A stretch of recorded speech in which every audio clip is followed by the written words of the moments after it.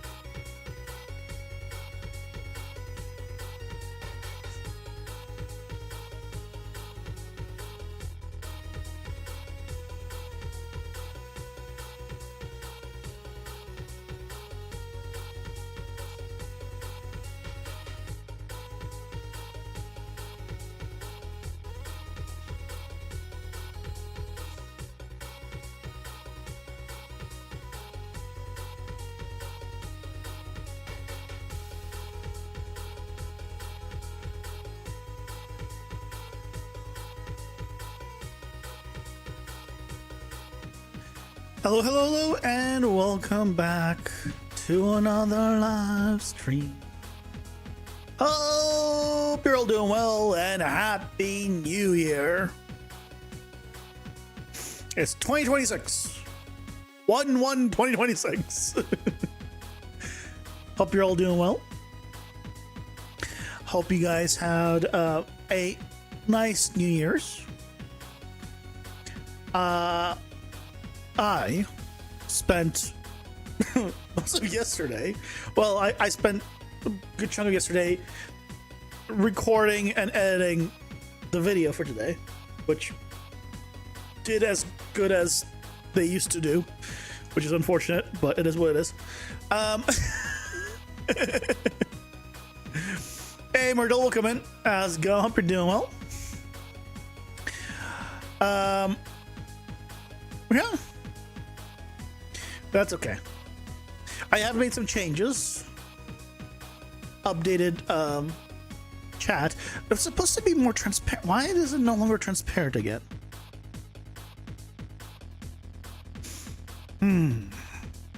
It's like the transparency doesn't quite work properly, is what I'm noticing. Oh well. Deal with that later. Not a big deal. And I spent a good amount of time yesterday also figuring out a lot of stuff. I just spent like a lot of time I spent a lot of time last night. Was last night? No, yeah, last night. Last night? No, 2 nights ago. 2 nights ago, because that was when I streamed. 2 nights ago, I spent a lot of time to finally figure out and fix the crashing issue, which I think is finally fixed. And I mentioned it in the solution in the in today's video. Yeah, because then I made that yesterday. So that's awesome. Hopefully it stays fixed. And it kind of makes sense, but not really, why I was crashing. But I also spent a good amount of time just basically talking with Grok and figuring out some things for the game.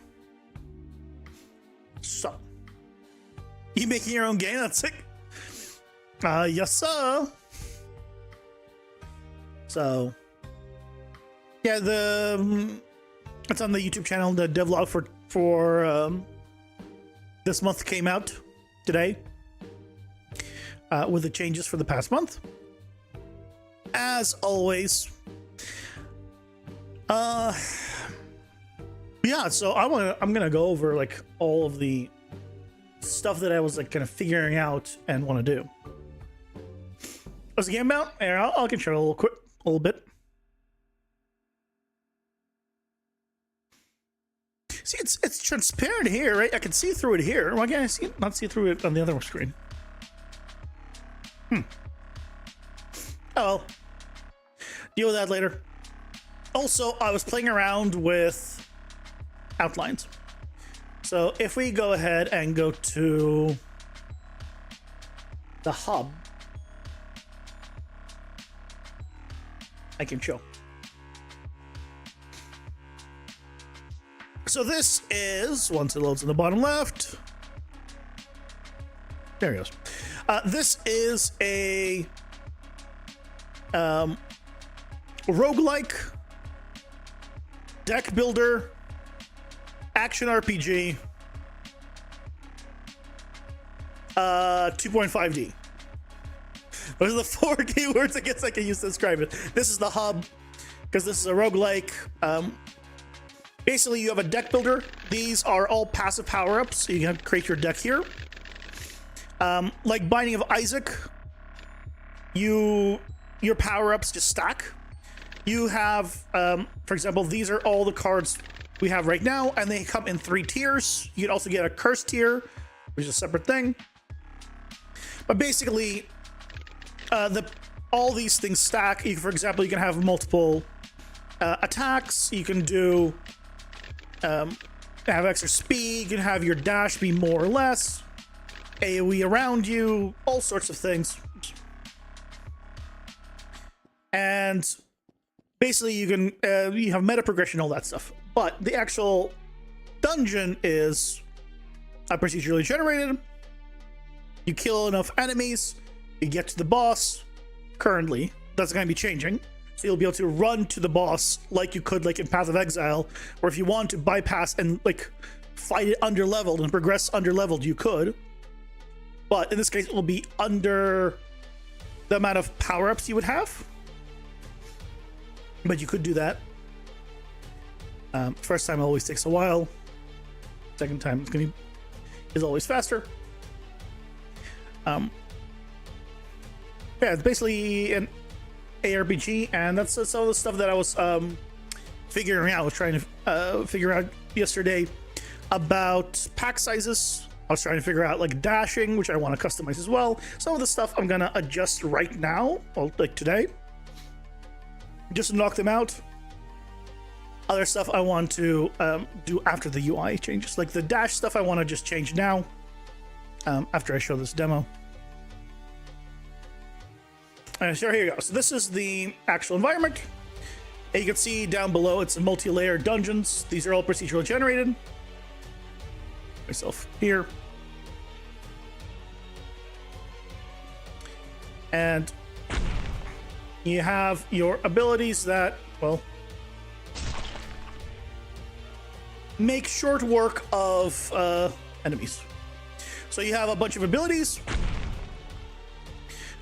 You kill enough enemies, you fill up the bar below, as you can see, and when you have enough, you basically get 3 choices, like a mini like here's another ability, for example. Like in many games like Hades, for example, right, you have your 3 card options, but in this case, it comes from your deck. So here, for example, I can see these are the cards in my deck, and you get 3 random ones from your deck. So if I go ahead and just activate it, so this is the unlock. Let's say I got to this point and I unlocked a card. I click here and I get one of the 3 cards basically here. So I can choose now which card do I want. The other 2 will be discarded and they will have an option of appearing in the shop. So for example, I can have, I don't know, Cleave. And now this attack is considerably bigger. It doesn't change these attacks, but my main attack, my basic attacks do now have more range. Right? And then, right, there's a bunch of power-ups. And as you unlock them, you have different effects. For example, there is a radial burst, fires an additional attacks to your sides and rear, 20% less damage. So if I activate that, I do attacks in 4 directions, which, by the way, works with, it works with your abilities too. So, you know, you can have some fun. I mean, so you can make progress, you continue down. Where's the teleports thing here? All right, you continue down, you fight, and then you eventually get to the bosses, and then, you know, you fight the bosses. This is definitely one of my favorite abilities. Cleave combined with radial is so nice.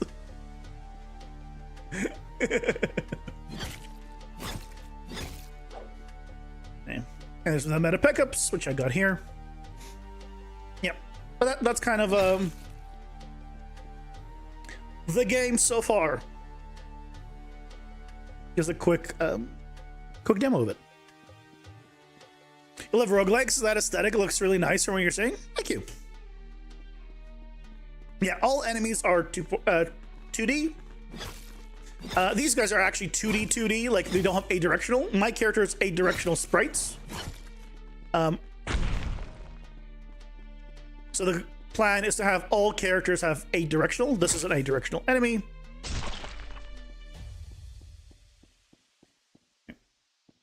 But yeah, this is actually a place you go. So this is part of the dungeon you just see below. That was a big thing. I wanted verticality. I want to see down to see kind of the fact that this is all floating islands. And you can see all the different layers. There's the shop over there. Yeah, that's the main.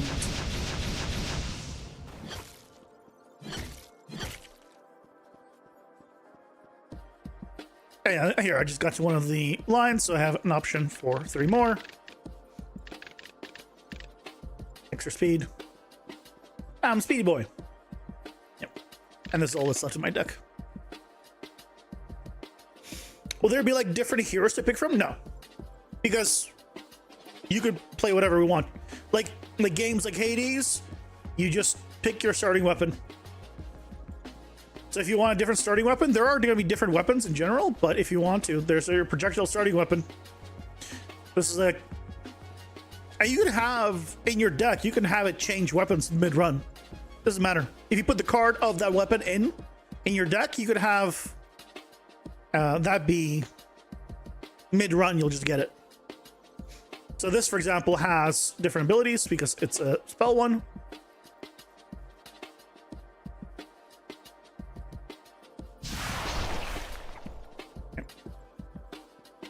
This one shoots projectiles, and also has a laser. So, yeah. So now I have this, and it all has full controller support and everything.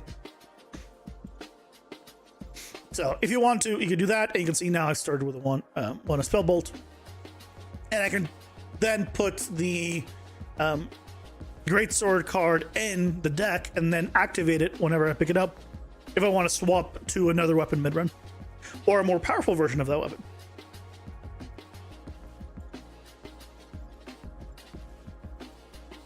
Yep, that is the plan. So Thank you. I didn't make them. The effects I got on Fab from Dr. Game, I think is the person's name that made them. I think it's Dr. Game. I don't think it's Mr. Name. I think it's Dr. Game.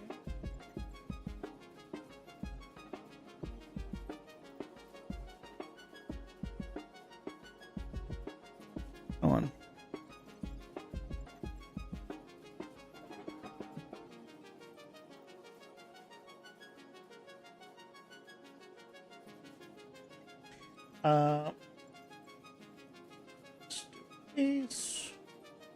Okay. So, spreadsheet time.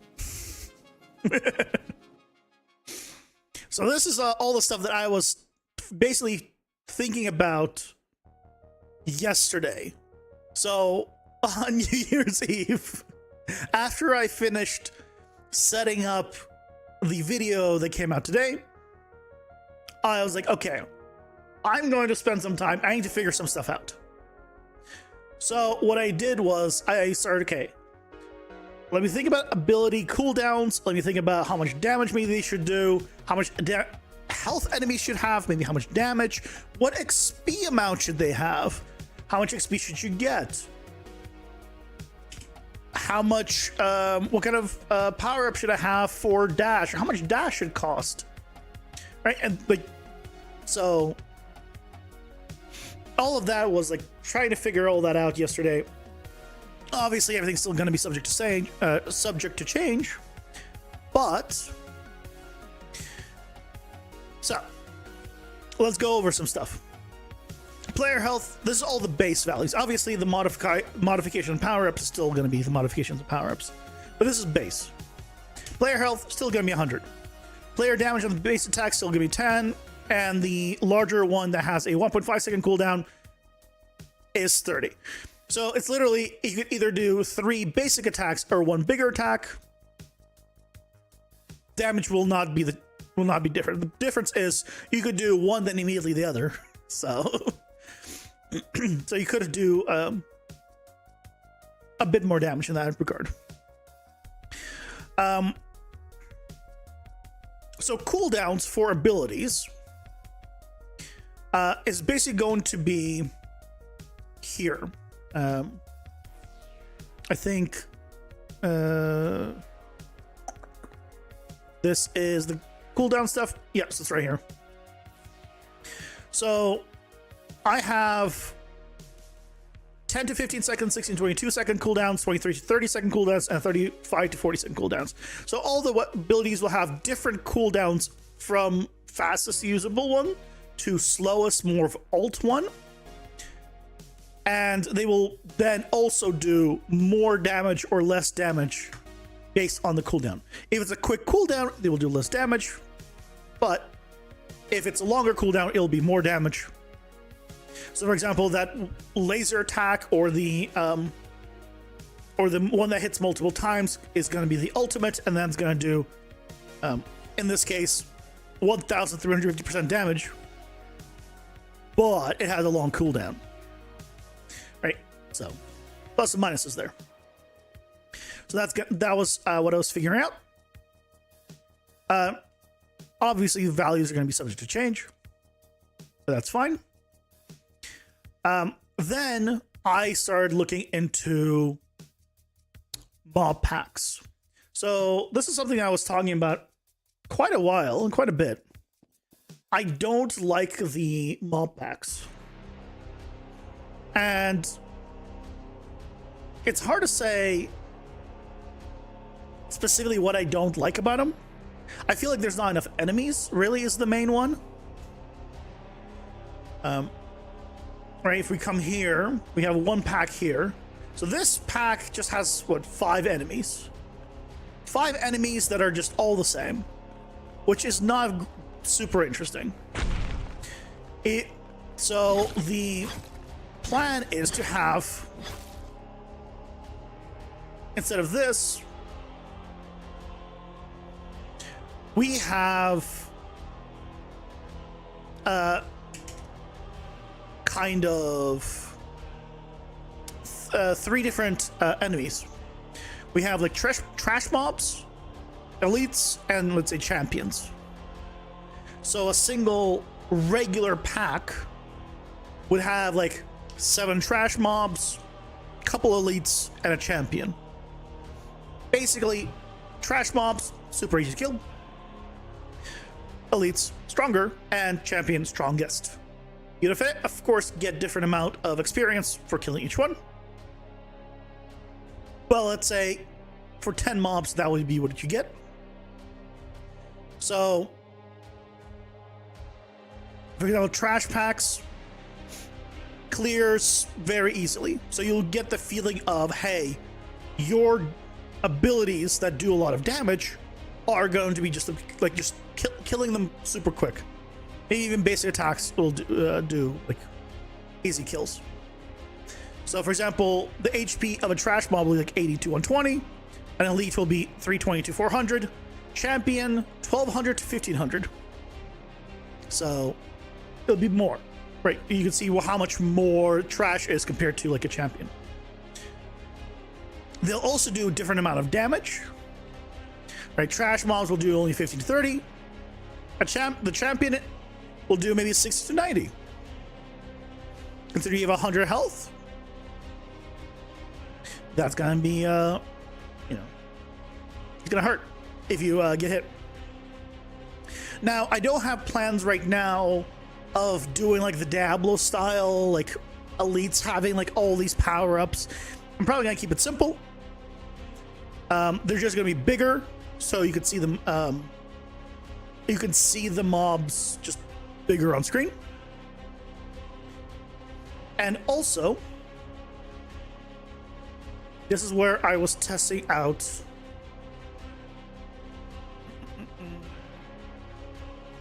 the outline thing. So this is actually a post-process effect. So using post-process, we got an outline. So for example, I could have, if I just grab another one of these, right? This could be like the base one. Then we can have, not that big. This could be like the champion one. Maybe that one's too big. But you guys gonna.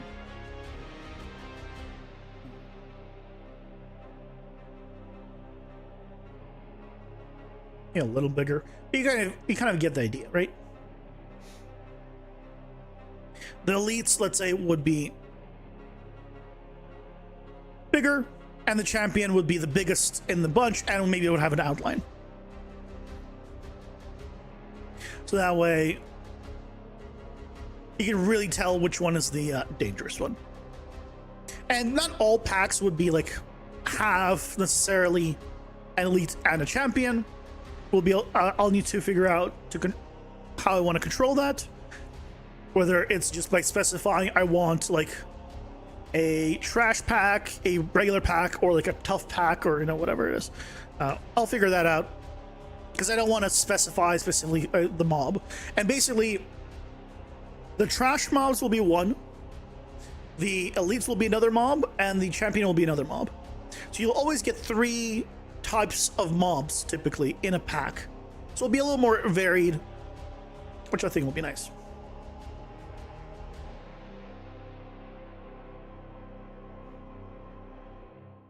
Then, so there'll also be just more mobs in general, right? It will slow things down a lot if I do this, but it might feel better. I might also reduce the size of the dungeon then. Right, this is all like theoretical numbers. Obviously, playtesting will be required, and adjust it from there.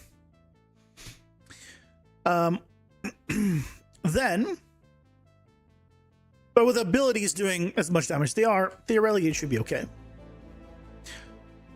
So trash mobs, we have attack cycle frequency. Then we have total enemies, 8 to 12, 10 average. Trash will be 7 to 9, elites 1 to 2, champions 1. With an ideal like clear time per pack size. So if you pull 2 packs, for example, instead of 20 to 30, it should be 40 to 50 seconds. Again, depends on how many packs there are, how close they are. But 20 seconds per pack like doesn't sound like insane. It's also a little bit slower, which is good. I don't want Path of Exile speeds. To be clear here, right? I don't want to have it where you run in, you press an ability, and the entire screen clears. We don't want that. Definitely slow. Not that.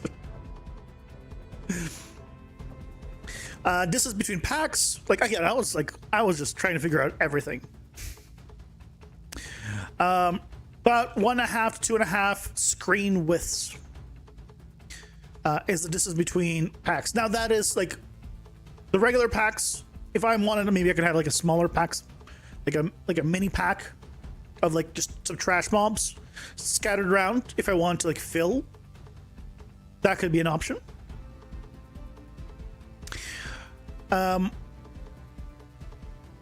Then we have the potion. So potions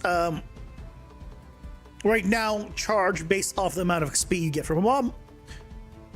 Obviously, that won't really work with the new system. That will be changing because it's not going to be based on, because right now the amount of XP per level is just the amount of spawners. So you could need like 1,000 XP, or you could need 2,000 XP. So that doesn't really work. So instead, the potion recharge will be based off the mobs you kill. So trash mobs, for example, will refresh 20% of your potion, and a champion refresh 90% of your potion. So if you kill one big pack, you can get your potion back like once or twice. Potion is only refreshing 20% of your health though. So, but it will allow you to actually start using your potion considerably more. Now, potions for regular packs is going to be, pretty useful, but bosses don't really have. You can't take multiple potions basically into the boss. You only still have ever one max potion currently. I don't think I'm going to add multiple potion stacks. At least that's not on the plans right now. I like the idea right now of still keeping in one potion, that if you go to the boss room with one potion, you have that one potion. So we can always increase the effectiveness of potions through power-ups and things of that nature, but I don't know if I'll ever increase the amount of potions because we'll figure it out. Yeah, so the amount of potions per pack will effectively be 2.6 to 3.2. So enemies will do more damage, but you can heal a lot more, which is also the thing, right? Because if a single champion can hit you for 60 damage, right? If you only get hit by that enemy once, then there you go. Which means some of the abilities will also need to be reworked and make a little more easy to dodge. But like, for example, the mob that shoots the 5 projectiles, they really need to be slowed down to be able to be dodged. Because right now they can attack from way too far away. You no hopes of dodging. Then the XP progression, right? So currently,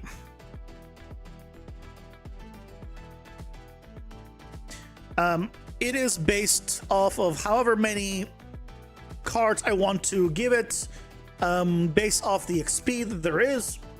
So, for example, once we load in here, I look at how many spawners there are, I look how much XP basically there is, and I take the total XP and I divide it by 4, which is down here, these 4 sections, and every time you go to one of these notches, right, you get your card from your deck. So instead of this, it will be more like, it will be still XP based basically, but I will figure out, okay, you're gonna be able to get, let's say, 5 power up 5 cards from all the experience. And instead of having it these notches, you're only never going to see your 1. And then the next one, you're going to need more experience for the next one, more experience for the next one, right? It's going to be basically like levels. And every time you level up, effectively, you increase the amount of experience you need for the next card, and the next card, and the next card. Now, I don't know right now if I wanted to refresh every level. So, for example, the level bars, thresholds, right? 500 experience, and some 50, 1,000, 1,250, 1,500. If you have 5,000 experience that you can get in the level overall. Now, I don't know if I want to have it 5,000 every level, or maybe on level 1, it's 5,000. On level 2, it is 6,000. Level 3, it's 7,000, right? Or whatever it is. So, basically, mobs will give more experience the further down you go, and then I can make it so the amount of experience you need to get the next card to be increased. It gets a little complicated if I want to reset it on every single one. But that also could be interesting. Because that means that if you wanted to, right, you could get 2 power-ups out of 5 for, what, just over 20% of only killing over 20% of the mobs, right? 1250, 25% of the mobs will get you 2 power-ups. And then it's considerably more, then even more, then even more, right, to get the next 3. So if you wanted to, and you're like, okay, you know what? I'm so good at the game, I'm just gonna go with 2. I don't need to kill everything. Then you get that. If you want to kill everything, right, then that'll be the total you'll be able to get. Again. And then Trash, Elites, and Champions will get their own XP amount that you get.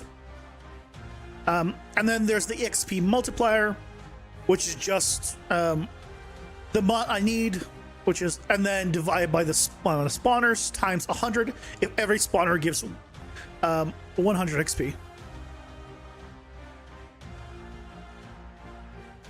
Values will need to be adjusted, obviously. So this is going to be a percentage, basically. So,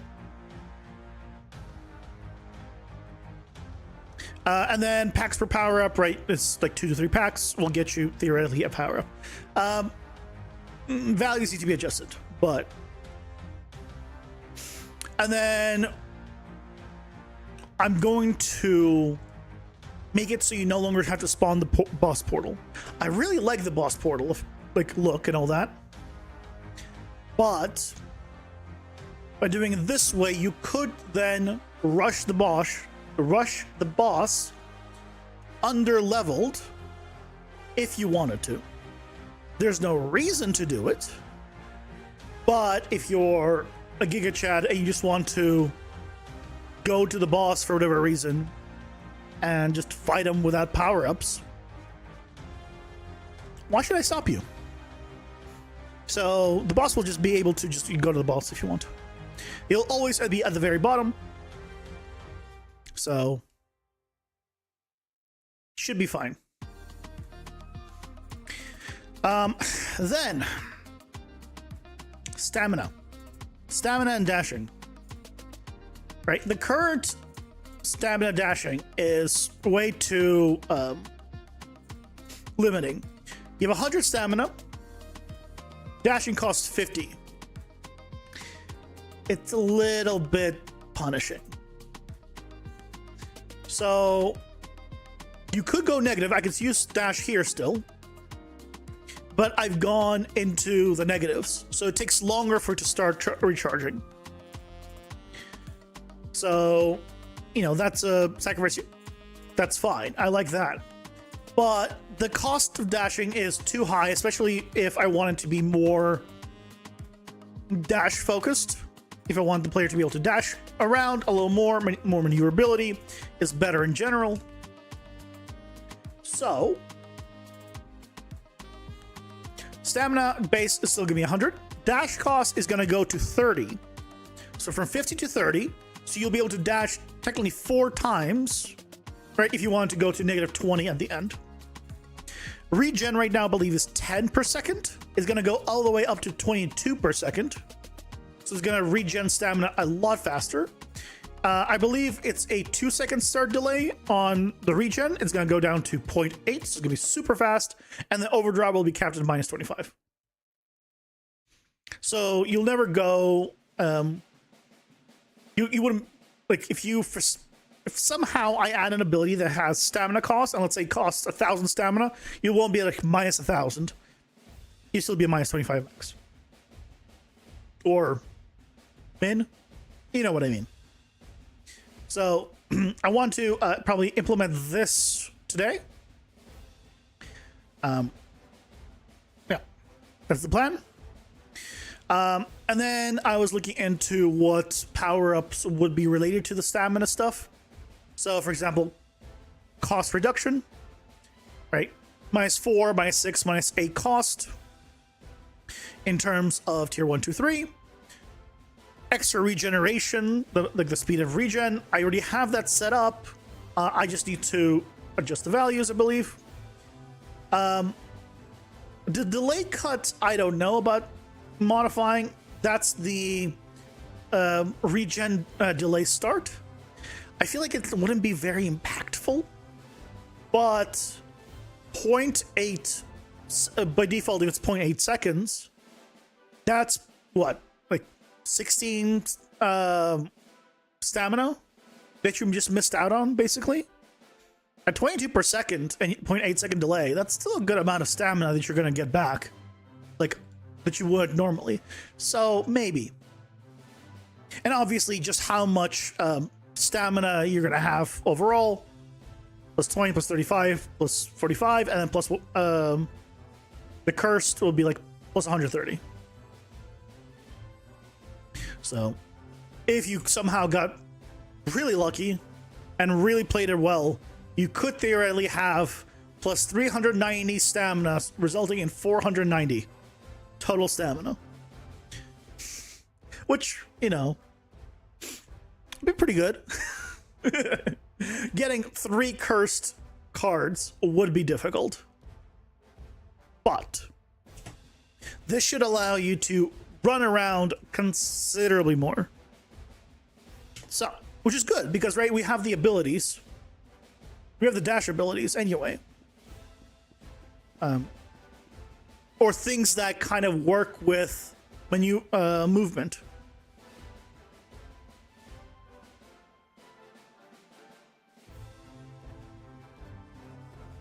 Right, so for example, if I scroll down here,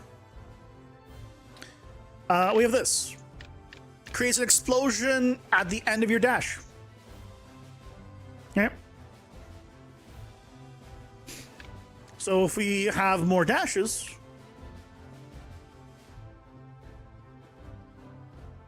then we can obviously do more explosions, and you have a better chance of having just a dash based damage run if you wanted to. Instead of using your abilities or whatever else, you could have that, and then you can have a fire trail, right? So I can do a fire trail, and now like I run around, I leave fire, I dash, and I create explosions. Oh, that seems like pretty fun. Hey Zebra, welcome in. How's it going? Hope you're doing well. Happy New Year. So that's the idea. And then if you had all of this, right, and then because there's other stuff that stacks with it, extra speed, obviously damage, obviously, but and then like an aura, like a toxic aura around you, fire trail, and then the boom, and then right, so now you just run around and explode, and you just kill enemies. you just that's it. You just play one-handed, basically, right? Who needs the left click to attack or anything? Just that's it. That's gonna be your setup. New stream layout, not ignoring the game progress being shown. It's a slight change. There's now chat here. It currently goes away after 1 minute. We'll see how I'll play around with it. I don't know how I want it to work. Instead of down below. Yeah. And then I changed the frame of this. It's no longer as curved in the corners. It fits a little more in general. Yeah, just it's like minor changes. Nothing like not a full like a rework or anything. But I think it's in a good direction, I think. So that's kind of what I've been I was doing yesterday. I was doing this so long. Like New Year's hit, and I'm like, I was like, I could be outside the fresh air. I was like, it was counting down. I'm like, screw it, I'm just going back to watching my YouTube. New Year's hit, and then I went to sleep at like at 1:30 because I was doing this stuff, figuring all this stuff out. The big ones for me is going to be the mod packs and that kind of stuff. That's gonna be a whole thing, right? Also, by the way, another change I did for the stream, aside from this chat and all that, is I made I changed the ads on Twitch side. So they were 1.5 minutes every 30 minutes. And this morning I changed them to be 3 minutes every hour. So per hour, it's the same amount of ads, but it just doesn't interrupt as frequently. So I think theoretically it ends up being less ads as well, effectively. Because at the start of the stream, right, no one's really watching, so the ads play. And then it would normally play at at 7, 7:30, 8, 8:30, and 9. So it would be what, 8.5 minutes of ads this way. Now it's going to be playing at 7.5 minutes, 9.5, 7.5 minutes. Now it'll be playing at the beginning of the stream, which is at 6:30, but the next one will be at 7:30, then 8:30. So that's 6 minutes. And then the next one, which would be at 9:30, well, I end usually like at 9:28 or 20 something. So you're effectively getting 1.5 minutes less of ads. So also bonus there.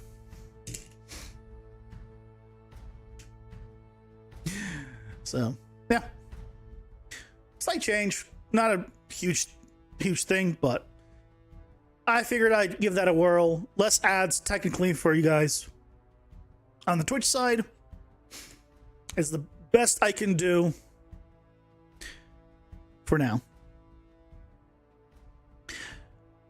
So, shall we adjust the stamina stuff? I think we should. Let's do it. Let's make the adjustments. Oh yeah, this is the post-process material.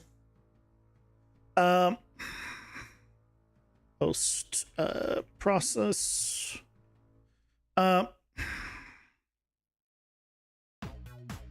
Outline. Let me just move this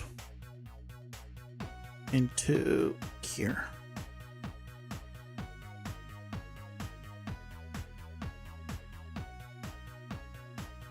Yeah, I was thinking of using this one, but this has issues, which is what I was using before. So humble, I am, of course, the humblest. I'm glad you noticed. Remember the game you were gonna make for October for you, but have something extra for you to have something extra play? Yep. You didn't finish it, but you got a breakthrough last night on it. Nice. Very nice. Breakthroughs are always good.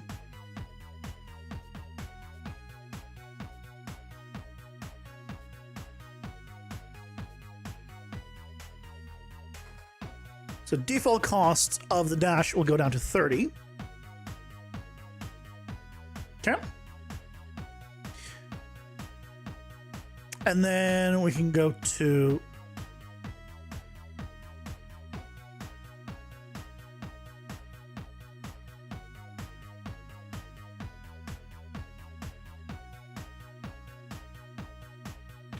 why is this organized with the capsule component being on the bottom and the components here being on top?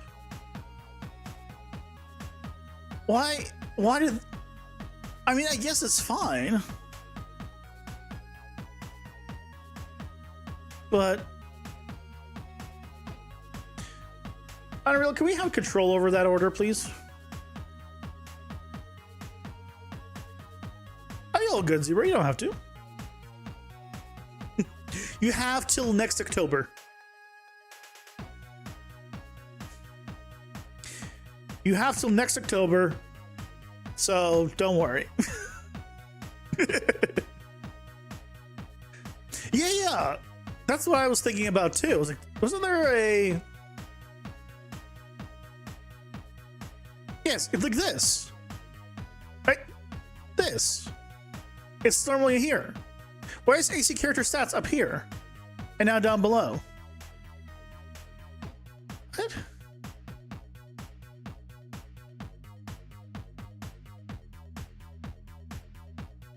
Then I add something and it goes to the bottom, and then I delete. Oh, just.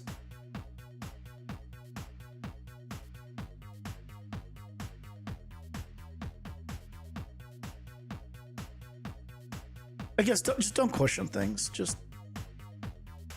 Yeah,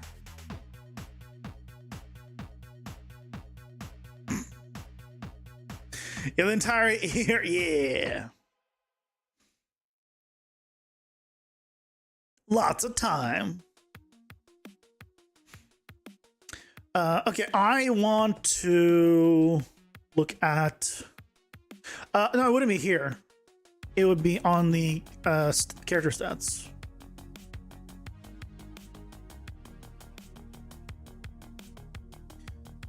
Stamina. Oh, I need to go to actually here. No.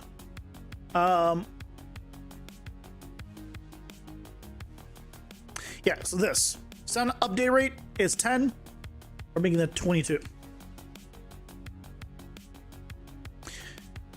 And then pause after instead of 2 seconds. You know what? I wrote down 0.8, but I'm gonna make it 1.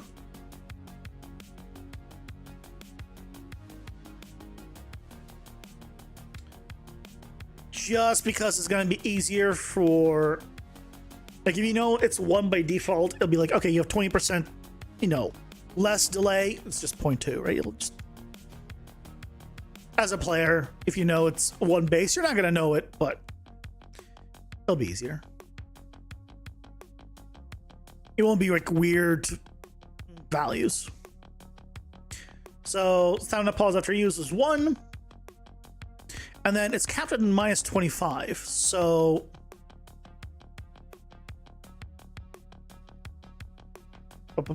if we look at use stamina, if it is greater than 0,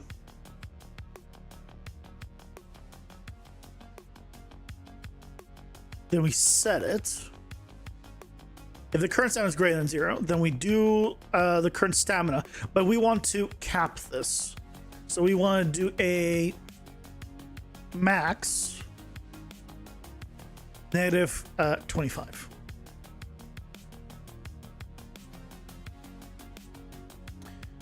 If I do negative 25, I want to go a little bit higher. 25 is probably fine. So even if you were doing like a something that used stamina for whatever reason, like that has 1,000 stamina cost, you'll only ever go to minus 25. Okay, so let's just take a look at what that is already. So just some small changes, dash, dash. And then look how fast that stamina recharges. Oh, that's without any power-ups.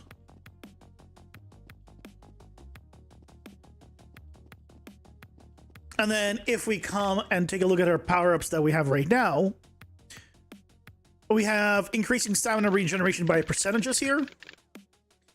So you could have all three.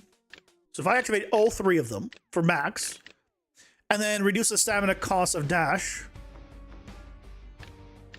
and we have all three of them. So this is the stamina cost of dash. It barely doesn't move much. How much dash I can do. I just keep dashing and down. There we go. Finally out. And look how fast it recharges. Now, it does require you to have 6 cards, but I mean, see, that feels a lot better. So you could now entirely build around this.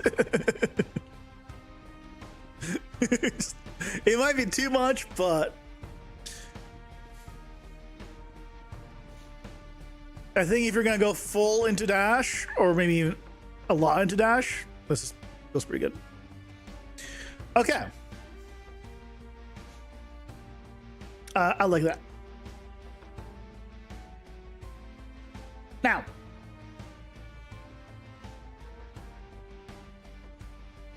so we did the this. So this is done.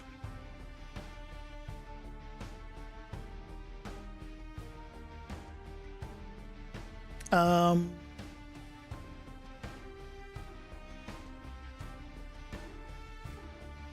just gonna mark it green, just so I know. Okay. Also, I believe on the to-do list, I added at some point. Oh yeah, I wanted to sort by boss. Yeah, I added these. Potion CBB will finally be addressed down the line. Why is this here? Why is it its own thing here? How do I keep doing that?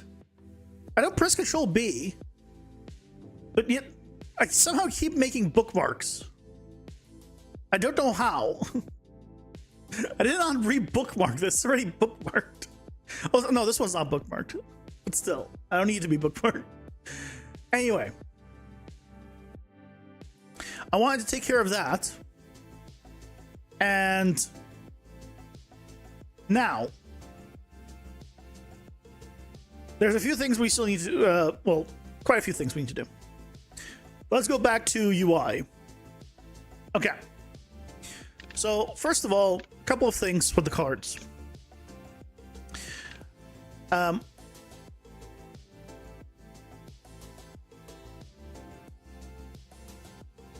When an ability stacks, I have this green arrow right now. It's like a dark green arrow. I should have also an icon when it does not stack. So when it stacks, you have one icon, and when it just takes the best option, it will take another. It will use another icon. So that's first of all. I want that. So at no point will there be no icon. You always know whether it stacks or it increases, decreases. The other thing I will need to do is I want to be able to control the font size of the text, the custom font, and not use the default one. because I think I'm going to want one size for the multi-description ones and another size for the non-multi-description ones. So these could be bigger in terms of font size compared to these. So you could have more text here if you wanted to, compared to here, which just has a lot more room. It fits, right? But also, not all of them have 3, I just realized. Some of them have specifically melee, specifically ranged, and no mutual. I might just put a dash here or something, so there's no mutual things. I'll figure it out. So I think we start there, being able to set the custom font.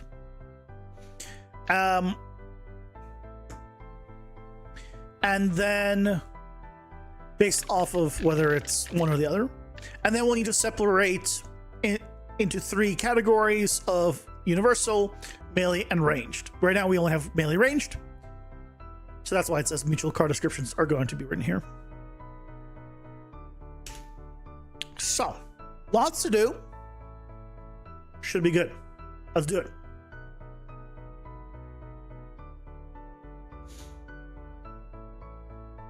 We'll go into the cards. We also need to do the keywords. There's so much to do. There's so much to do, and I'm excited about so much of it. So much. Okay, we want to go to here. So this is where it gets the text. And then for each of these, right, it changes the either appends the stacking thing or non-stacking, and it changes the basically this var thing that I have 2 and 3 to be the actual value that I want. So that also comes with custom formatting, right? Because that includes if we come here, right, open, close, you know, all of this. So what we need to do is basically have this stuff at the beginning, at the end, and then before and after every single one of these, which shouldn't be too hard, actually.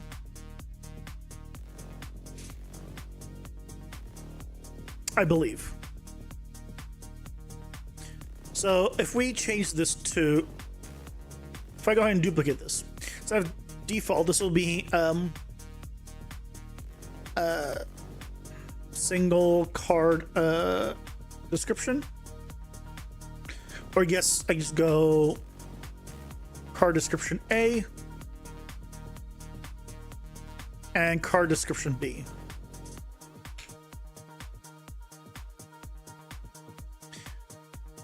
And for testing purposes, we'll have A here be 12.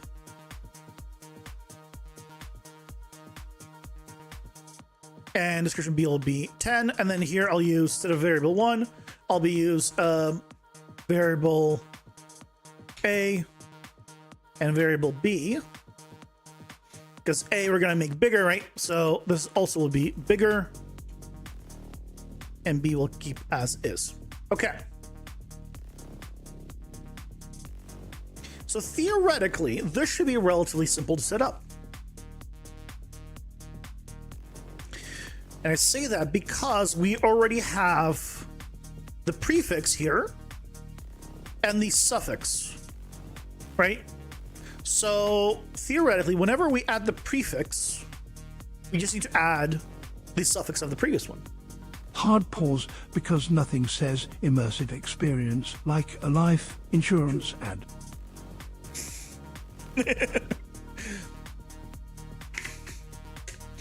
And there's Dad's.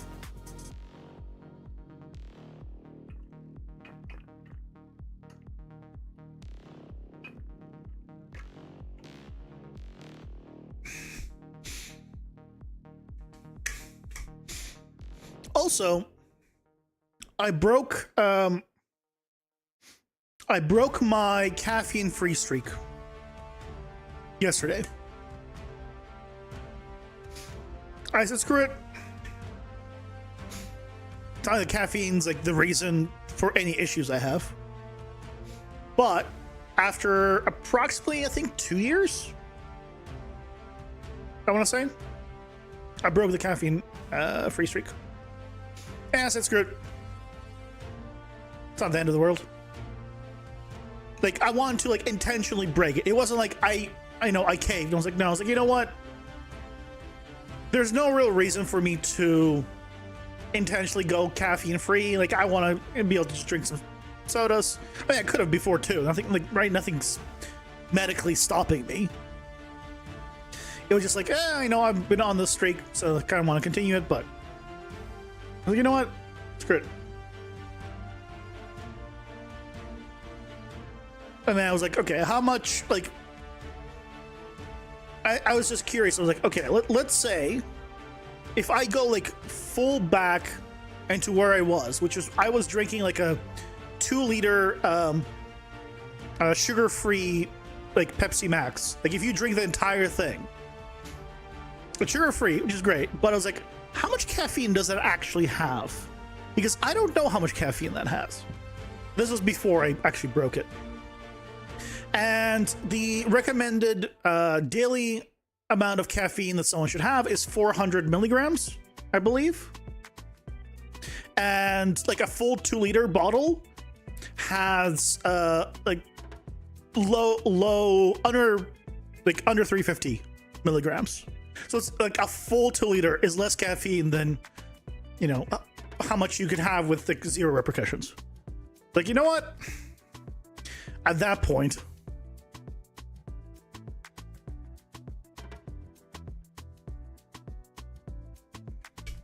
there are definitely worse things I'm putting into my body than that. So I said, you know what? We're breaking it.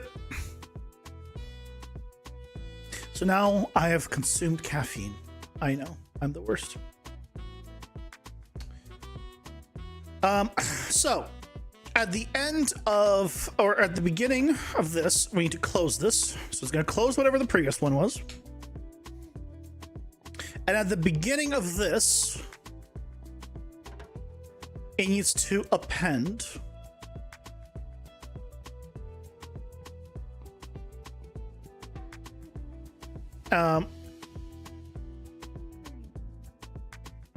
this, and then here is going to be a input.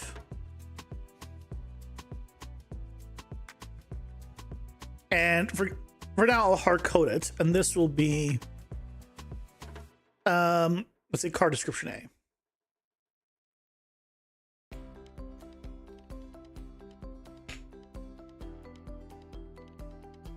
You get the worst addiction to Diet Coke, at least the caffeine in it isn't horrible, 46 milligrams per can, but you'll die a lot sooner in life because drinking it a lot. It's not that bad, honestly. Like it's not great for your teeth, but like diet soda is like is 99% water, right? But like if you're comparing it to water, then yes, it's not as great as water. But if you're comparing it to, right, like full sodas, then that is obviously substantially worse because now you get a lot of sugar, right?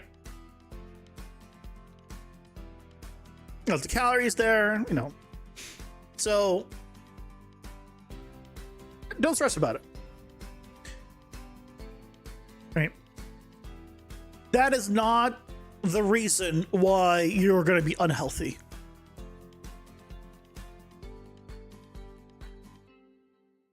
You could be better. Yeah, but everyone could be better. But the thing is, right, everyone, just because you can be better doesn't mean you should be better. And what I mean by that is,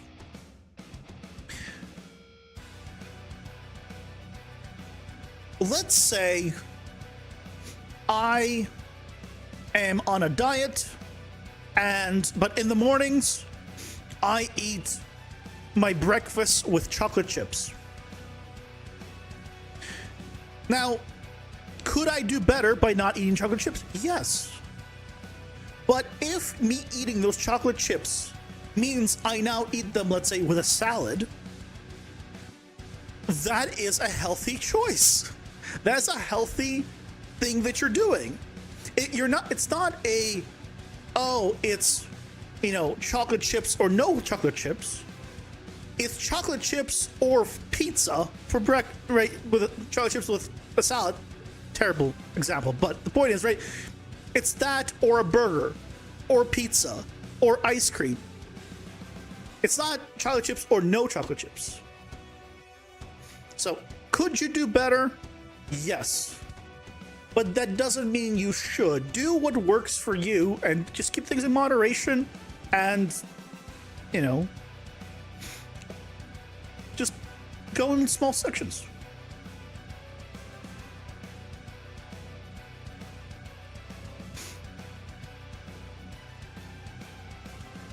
That's what I'd say.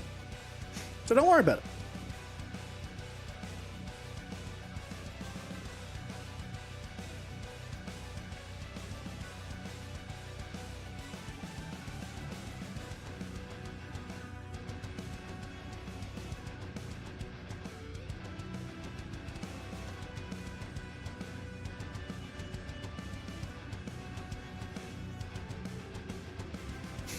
Good PSA for 2026? Yeah. Thank you.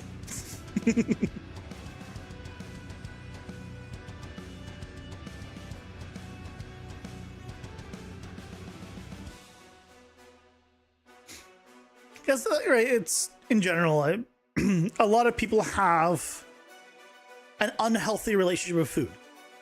I have the unhealthy relationship where I don't ever feel full, which is my problem.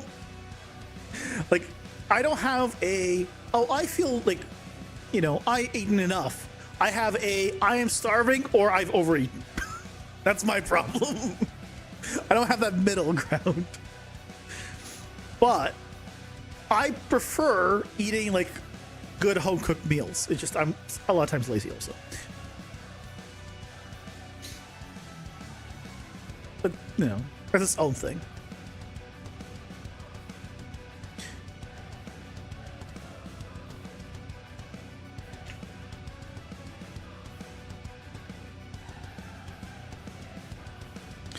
Okay, let's go back in here. I'm gonna copy you.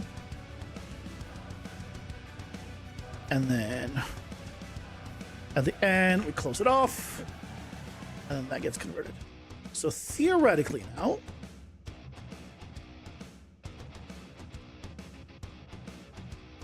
it should now use the other description.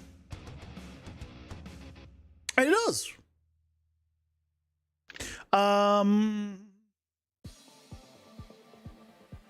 I think I missed a space there.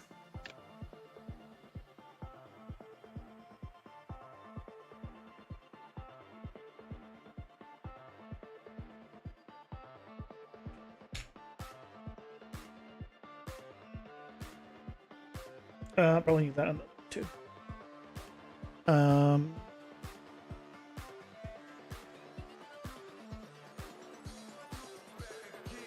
don't know why I have this custom formatting checkbox when it's always custom formatting. So I really don't need this false thing. It's always true. That's the whole point of the setup.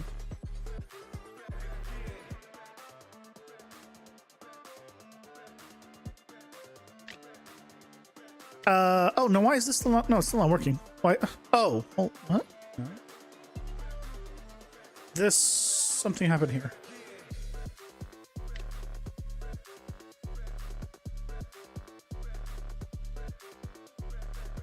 It wasn't the space. Does it need a?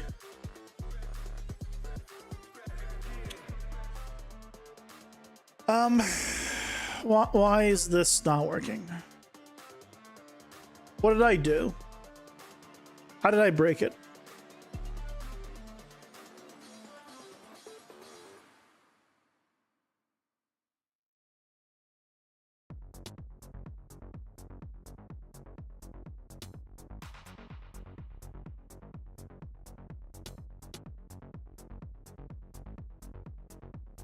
Yeah, it's called card stack. Is the formatting wrong?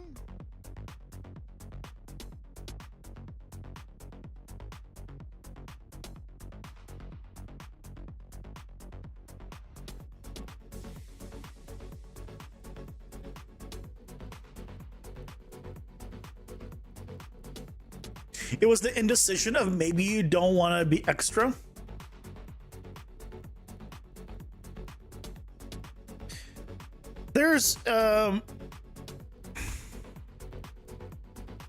There's so many worse things that you could be doing, like smoking or drinking copious amount of alcohol, that in comparison, right? It's fine. You've gotten the hiccups 3 times today? What the hell? I don't know what causes hiccups. So I couldn't say, like, stop doing X thing. But I know what helps with hiccups. It's holding your breath or drinking water, from what my knowledge. Doesn't immediately make it go away, but, you know. You could try holding your breath underwater. Just combine both together.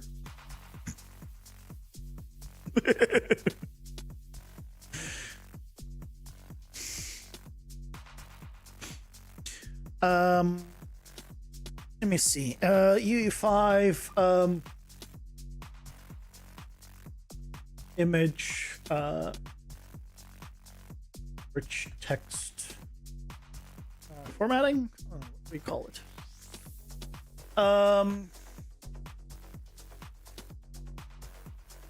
No, that's the right setup.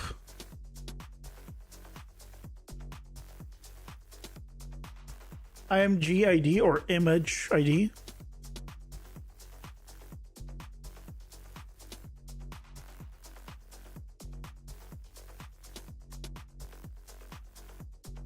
And then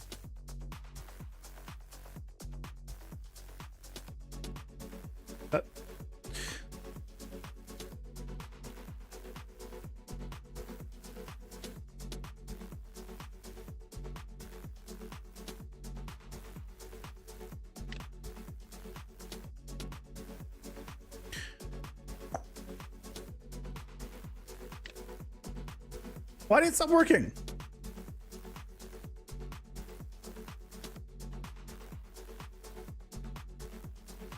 Okay, what if I had a space after and before?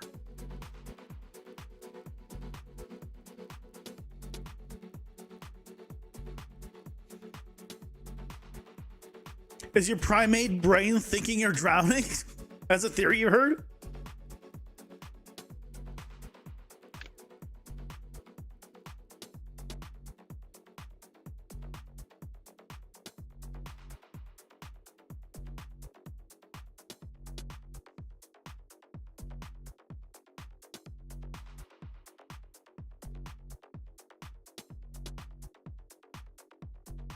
Oh,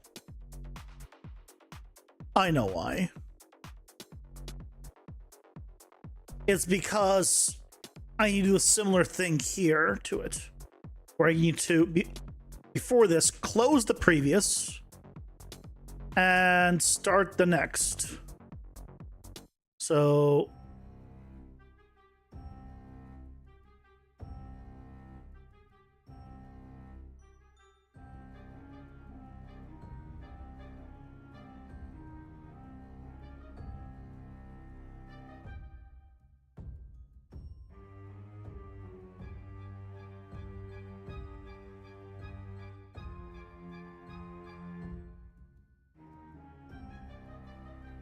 There we go.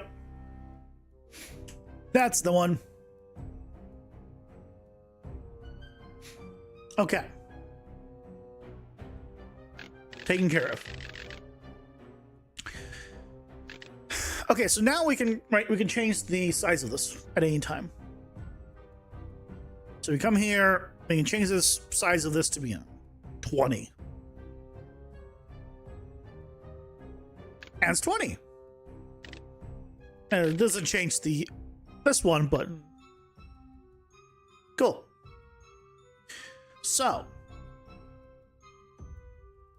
let's change this back to like I'll keep it at 12. Sure.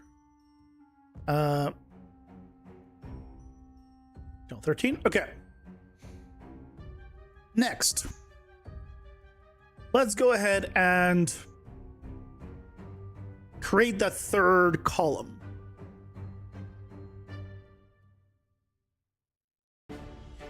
Also,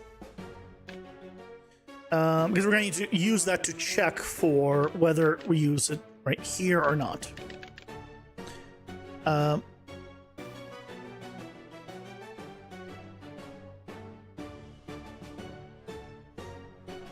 Why is it so big here? Oh, it's been so big here because right now it is using the bigger font. Yeah. That's right. That's right. Okay. Data tables. So we want to go to the cards.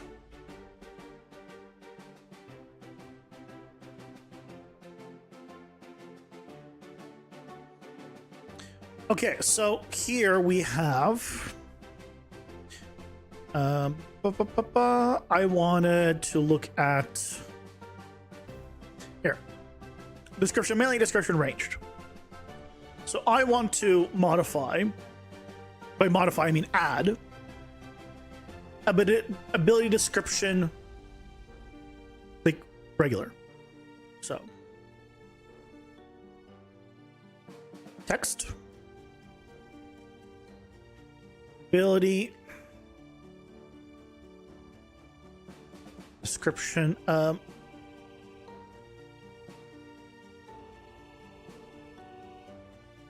global.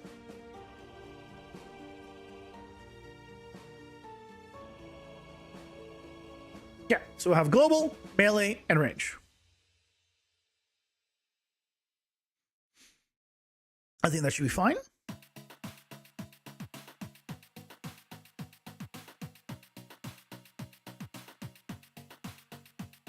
Compile everything.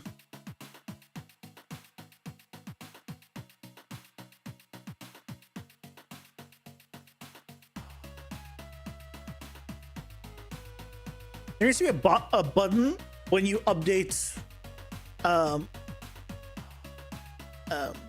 struct that just says recompile all dependencies or whatever it is. However it needs to be.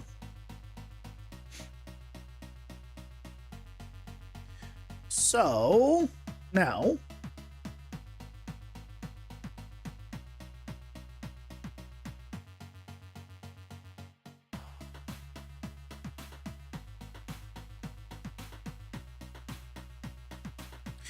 we have this ability description is global, and what I want to do is effectively check if either or one of them is not empty.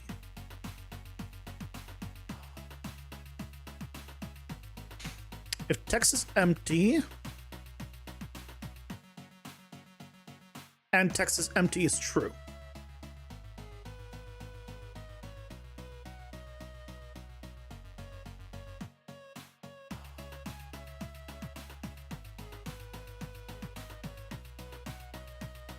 So if they're both empty, that means we don't have anything, we are not using the double ones. And so I need to, I'm going to put it into this custom formatting because I'm only using custom formatting. Let me just kill this custom formatting input. So I'm going to change this to be multi-card description.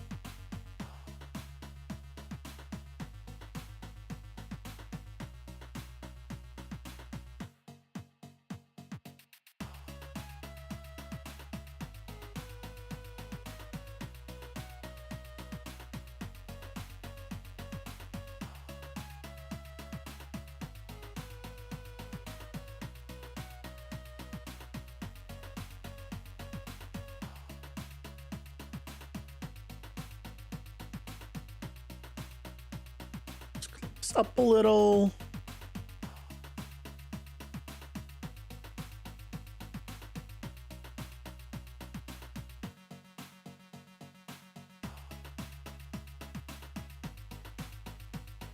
Okay.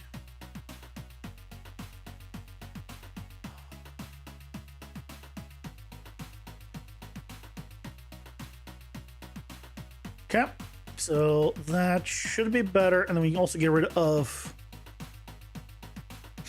this multi-card description. It's always true.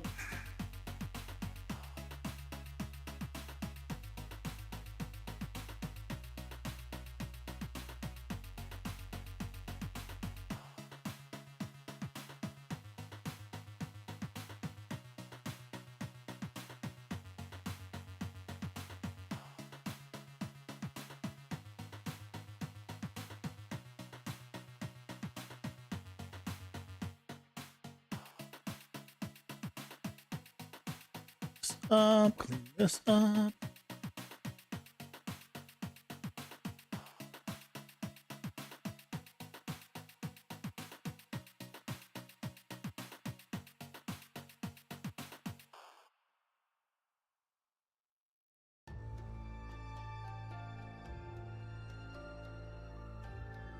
Okay, so now we have a check coming in whether or not it's one or the other. So what we can now do, once we plug this into this multi-card description,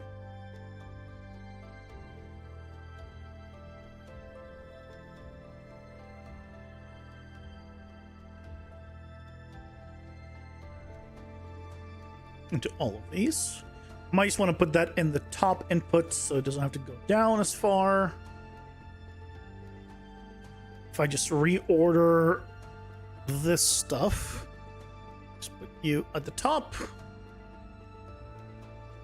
right, it's just cleaner for inputs here.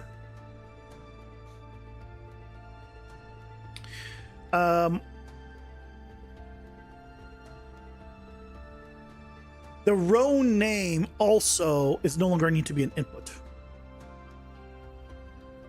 So, row name.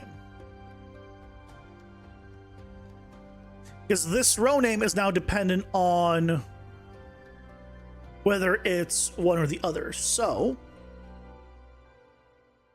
from here, we need to do a select. And we're doing based off of multi-card description, whether it has it.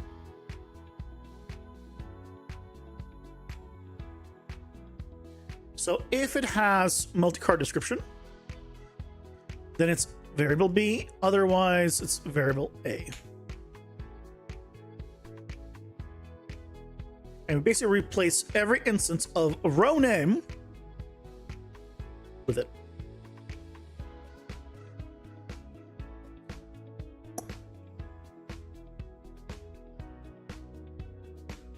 Which doesn't seem to be a lot.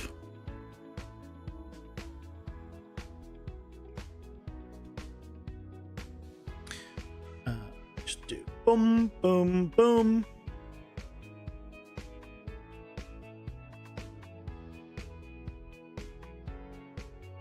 Okay.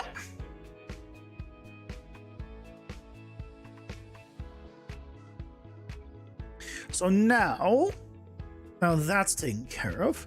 In here, we also need to adjust this. So we'll do a similar thing here, but basically it will either be, if it's false, it'll use A, and if it's true, it'll use B.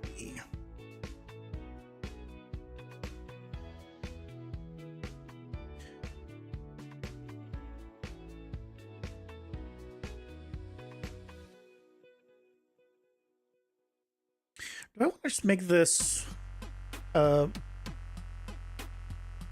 little mini function?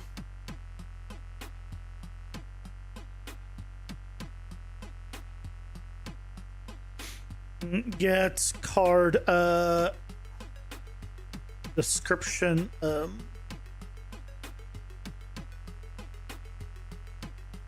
text info. I don't know.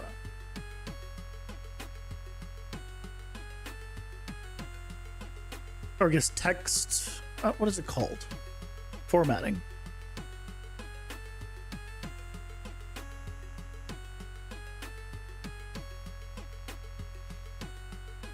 Oh, but then it needs to have the input of the... I mean, it'll be a little bit cleaner, I guess.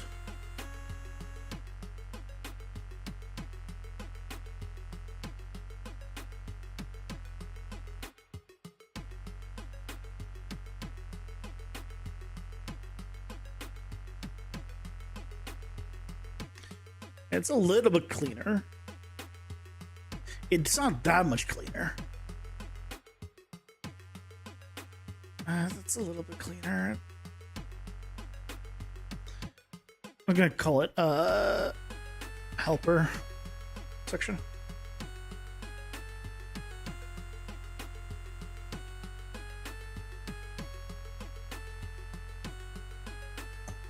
Here and here.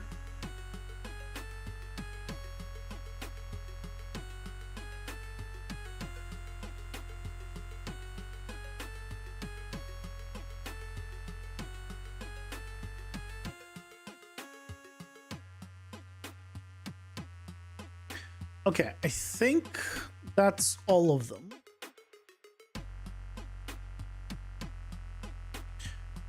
I really don't need. I guess it doesn't really matter. Yeah, I can put this here, and here. I could do this. And then I can bypass this entire extra append.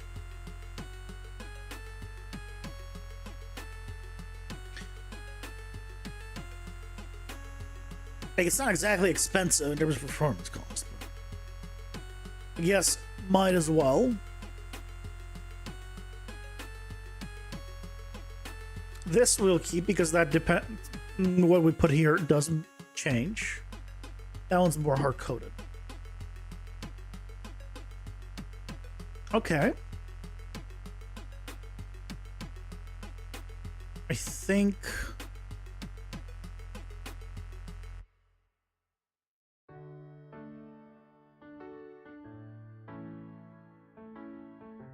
we're good. Okay. Let's see. Let's see if it all works beautifully. Okay, big. Oh, well, we haven't... Everything right now should be using the secondary. Oh, no, wait. I did the opposite. If both of them are empty, I don't want to use it. So I want to do a not.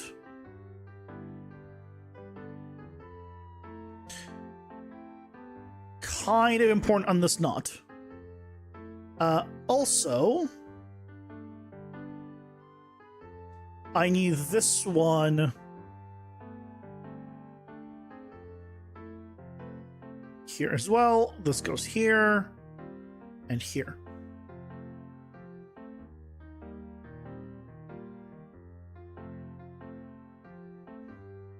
Okay, all of them are smaller. Good.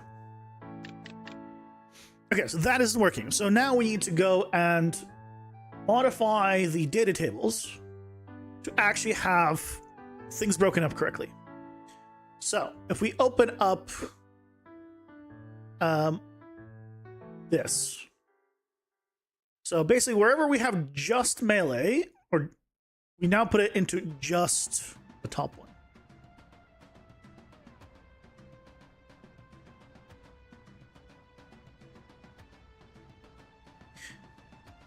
It will not go into the right section yet, also on the cards.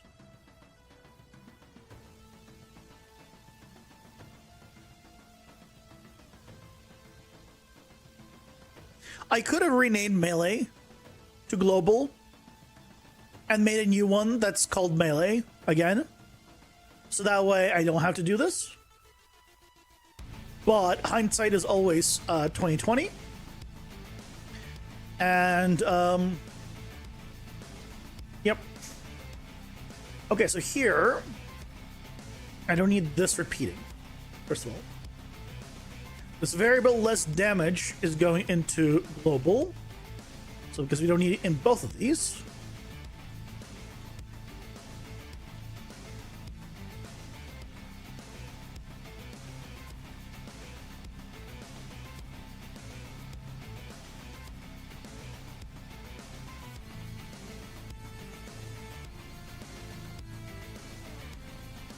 Thankfully, most are universal, but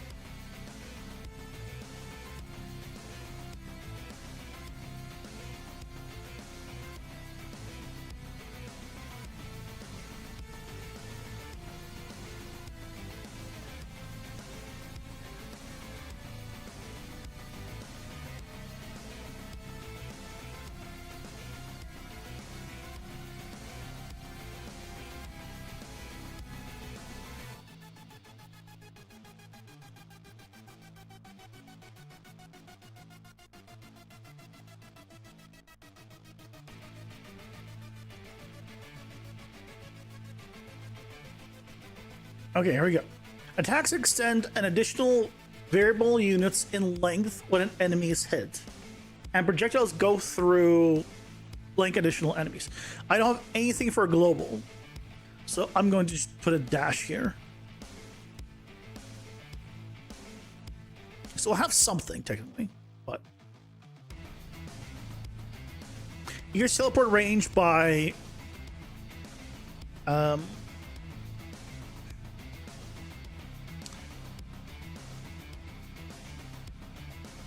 certain amount of units, projectiles. So again, this is another one that has two descriptions, nothing overlapping. We'll see how it looks.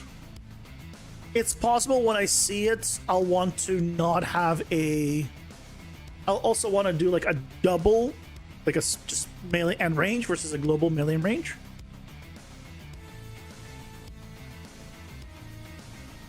I don't know. We will see.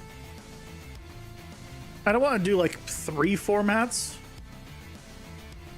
I can avoid it. But I'm not 100% against the idea.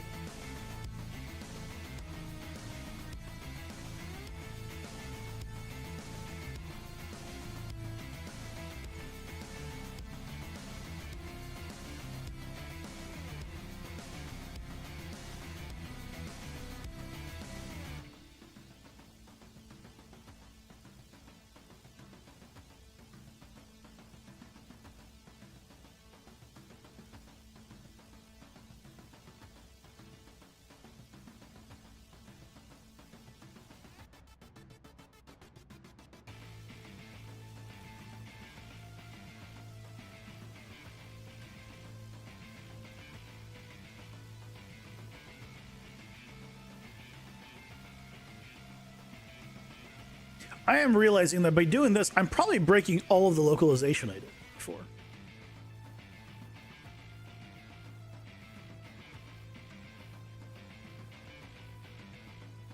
I have a feeling it won't know that it's the same text, but just moved to a different location.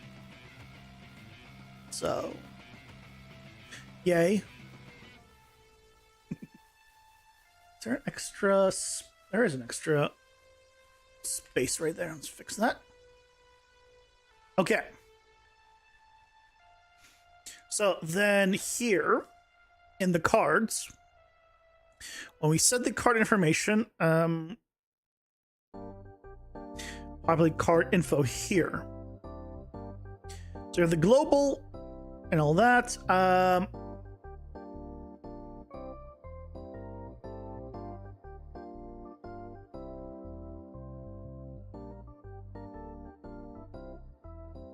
Based on whether the row name auto-populated.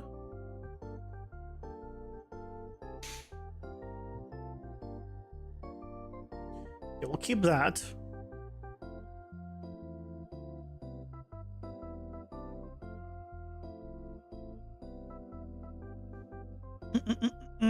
Okay, so we this is where we need all this stuff.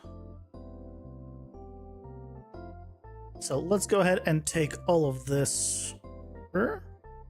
So this is text range, melee, and text dual. We also need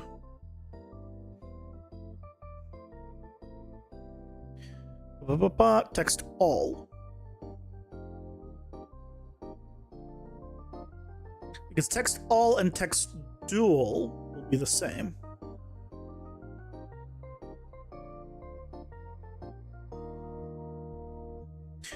Right, so that goes here.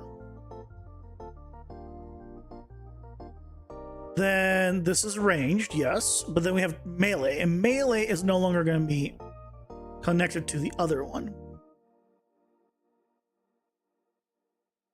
So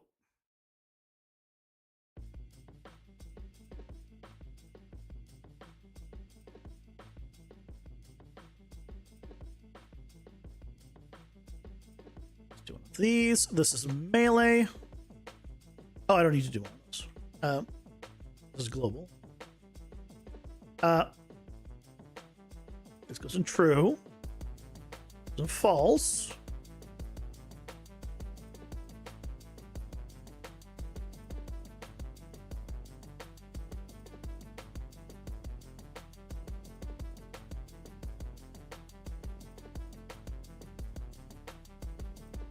Okay.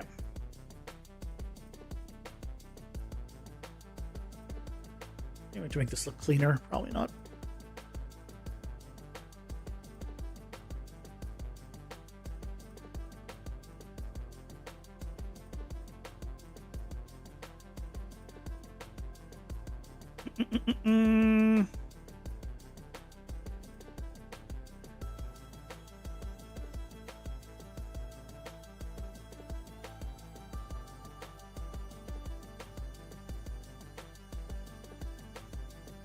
Okay, we can do this. There you go. It's a little bit cleaner. So now we have dual and all populated. Melee populated and range populated. Okay. Let's see if I did it. Okay. Yes. Look at that. Bigger text, smaller text, 30% less damage, calculated 2 times, getting 2 extra projectiles, clean.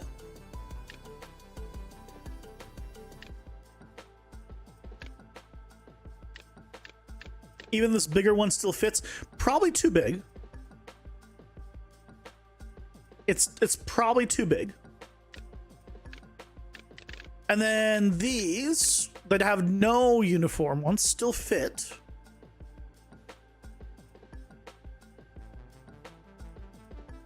But I feel like I need to reduce the size of these guys and the other ones a little bit. So let's reduce the sizes now that we can relatively easily. So we can go here. Car description 8 and go back from 12, we'll go 11. There were 10 before, so. Well, technically they started at 8. We'll knock them down 1 point.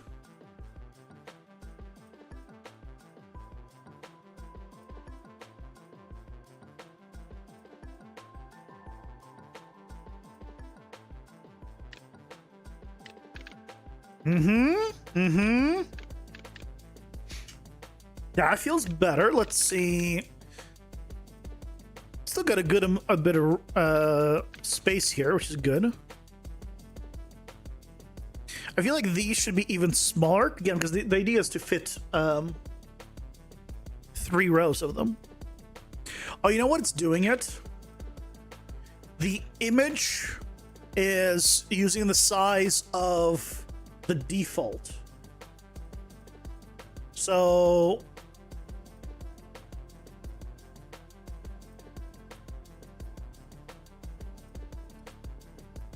if I made this one, for example, like 5, I believe that image will become smaller. Yeah, it's tiny now. So it's using the default, which is fine. Can I rename this default to image size? Let me just double check that it's still working under image size. It should. No.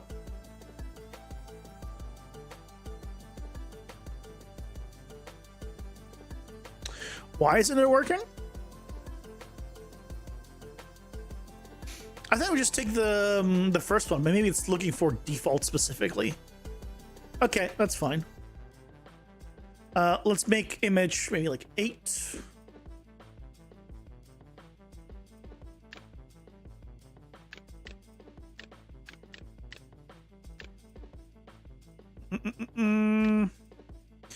Okay, 8 is better, but honestly, it should be. It should probably be the same size as the bold text, around there. So it's a little bit bigger there. So maybe somewhere in between. I made it 10, which is the same size, but it visually appears a little bit bigger. So let's try 9. 9 probably is better.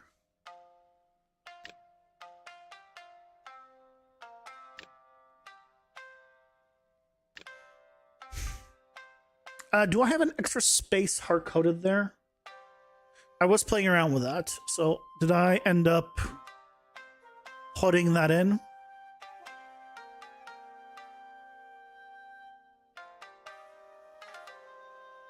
In the end?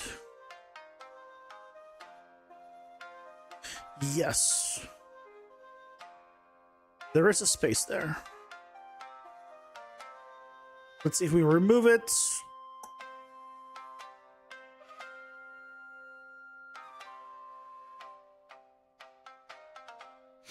Is it gonna work? Okay, that's just the spacing, I guess, of it. Can't do much about it.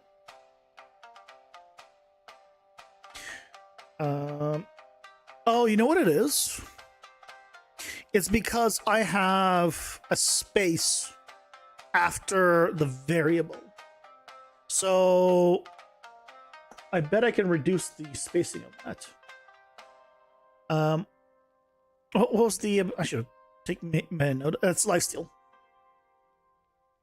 So if we go here to the lifesteal one, okay, we have a space after the variable. If I remove that space,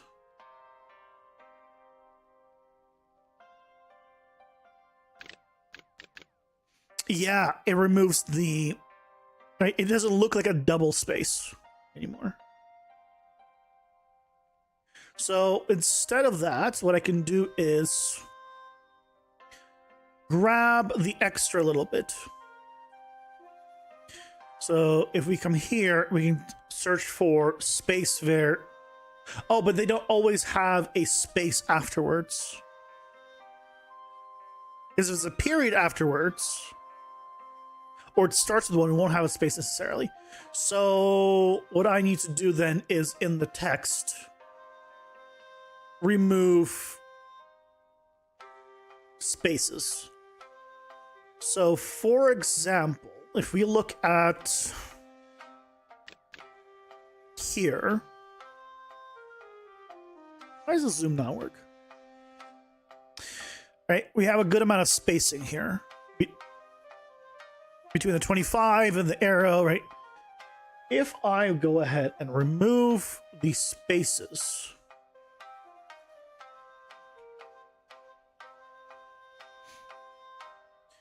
right, then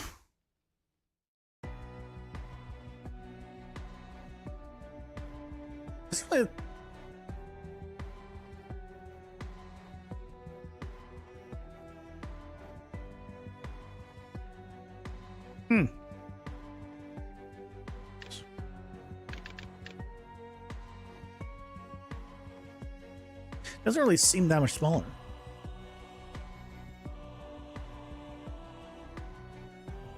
To be fair, the other thing I could just do is go actually find that image.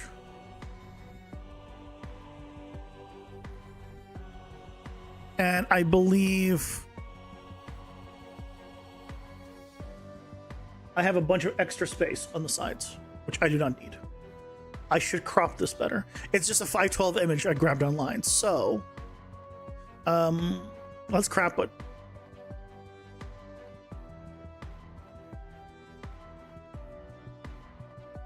There's the up card.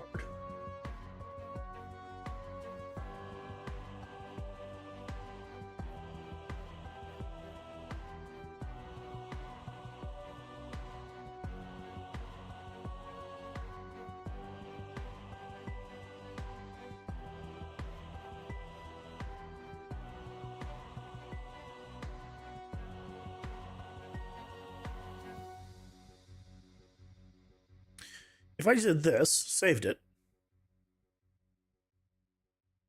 just in case I'm gonna also undo it. Because it's going to UI anyway, it doesn't need to mipmap. Re-import.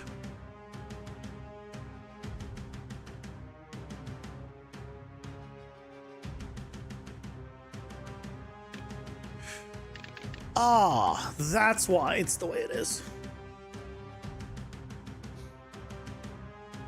It makes it a square. That's why I had the extra padding. The image always gets stretched to a square. Okay. Good to know, but that means that I could also do this if I wanted to be at least the full size. And also, I guess I can tint it here, actually, finally. Do all the color stuff here. Or, I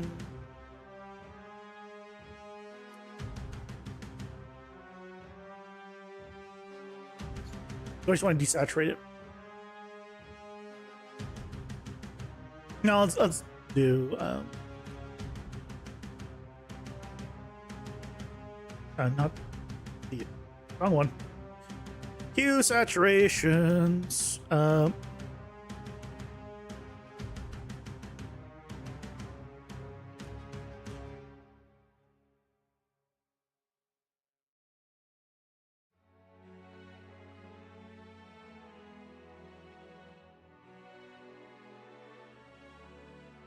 don't even know what color it should be.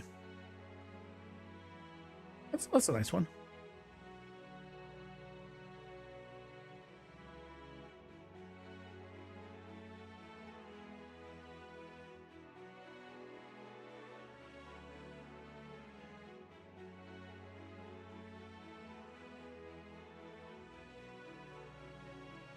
And then I can go ahead and just reset the crap that I did here. There we go.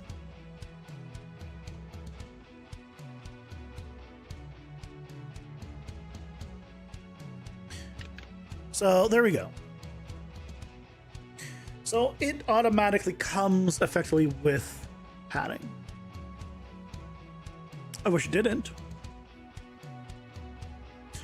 Could I change something on it? Why is this another plugin already set? Scene view family set to royal upscaler and okay. I'm not trying to. Yeah, sure. Let's go to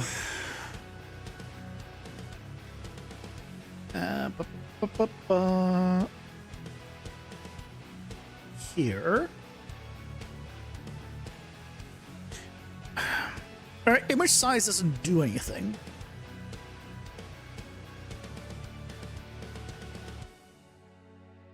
Because I can make this 1 or 10. Maybe it does do something. Hold on. Hold on. Oh, I'm learning. Save.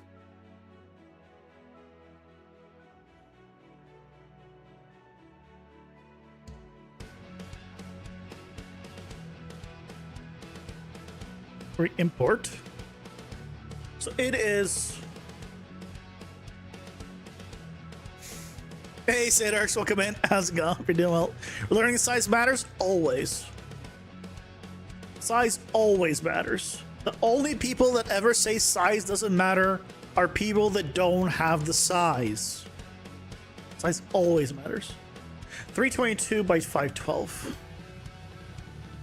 So if I did this, that theoretically is just the size.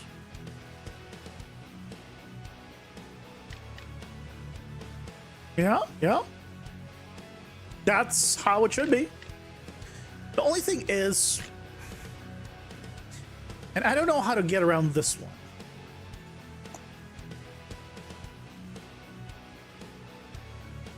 Right? The period is all the way here.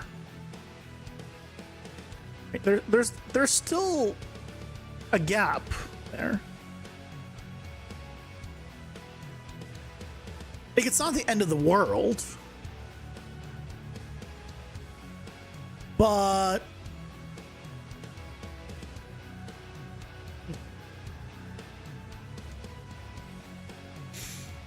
hey, Kay, welcome in. How's it going? Hope you're doing well. Just don't get rid of it.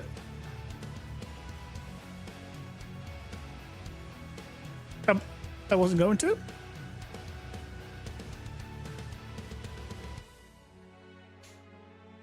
Unless I misunderstood what you're talking about.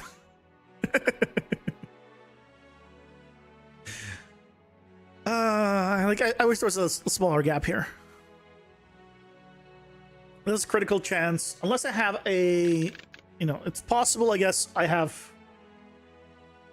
a space in there, hard-coded, but I doubt it. Crit chance. No. Yes, there's no space there.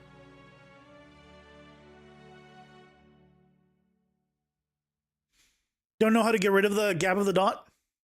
Oh. Okay, no, I do. Yeah, I want to get rid of that gap. Don't you know if we... Yeah, I know. I know.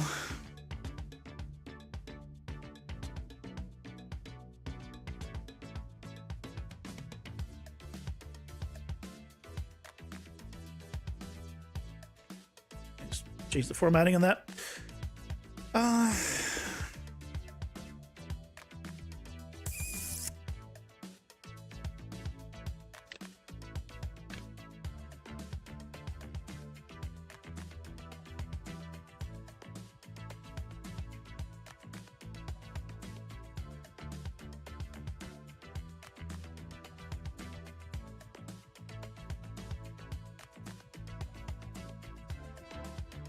Am I putting an extra space somewhere in the formatting? Please double check. I shouldn't be. No, not anywhere here. Well, this one shouldn't affect it.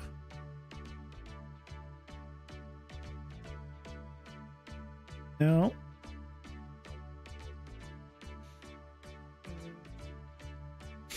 I don't think there's anything on the percentage. Nope. No, I'm not putting any extra spaces in.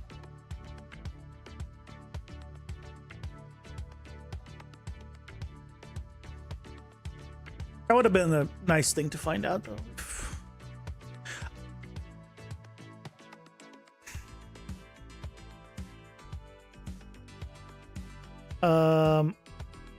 Ooh.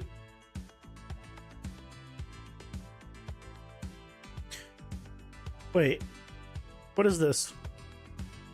What is this that's always returning false? Oh, this is the cursed tier.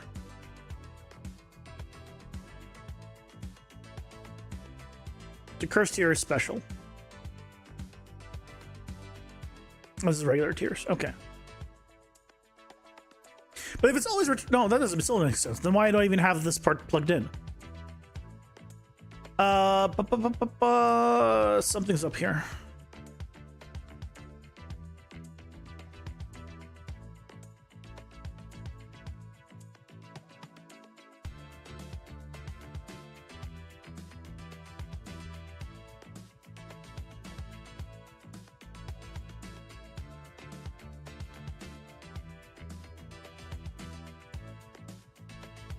What's with the HTML tags and the string builders?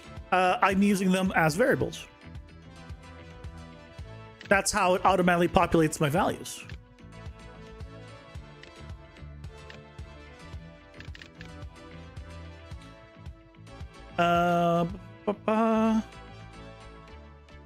Let me just, for testing purposes, have them go here and see what happens. No, that still works.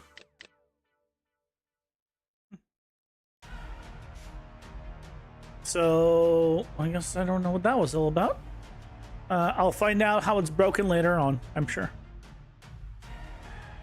Yeah, that's basically what I'm doing. So what I've done is in my data table for the cards, I just type in increase critical chance by var or variable 2, or this one has like variable 2, there's also variable 3, and then under here, here's the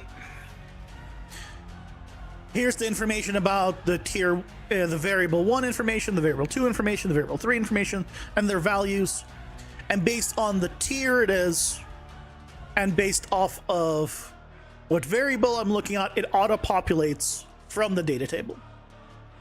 So at any point, I can just update the data table, and it will automatically update things. So for example, I wanted to get rid of this exclamation point and health up, and I just get rid of it. And now I don't have exclamation point. Or if I want to, I'd be like, you know what? I'm going to restore, you know, a ton of on tier 1. And now if I come here, restore tons of health and increase max health by, right, tons. So it automatically updates this. And that is the value that it's then reading for the ability. So if I now want health up to do this much, I just updated the value and everything is populated down the line. It automatically now will increase 25 health, for example. So if I redeem this, you can see my health, 25,100. It automatically works. So I have it like set up, just basically read all the information from the card. You got also for your upgrades with crit and damage and insert them dynamically because of dynamic rarity upgrades. Yeah, same thing. Mm-hmm. Exactly the same kind of logic. It's just annoying that you can't have real tags in there from static class. And at some point, it's always magic string matching. String matching works though. It's very easy to do. Especially in this case where, I mean, I'm working with text formats. But other than that, it doesn't really matter. All right. I just convert text to string, do all of my searching, modifying, whatever, and put it back to text, and then output it. So all easy stuff. And very easy to maintain, which is the main one. Hey, Leah, welcome in. How's it going? Hope you're doing well. What do you mean by not having real tags in there? Ah, yes. The ritual sacrifice to our corporate overlords has begun. Pausing. Like, in the description, it just says var.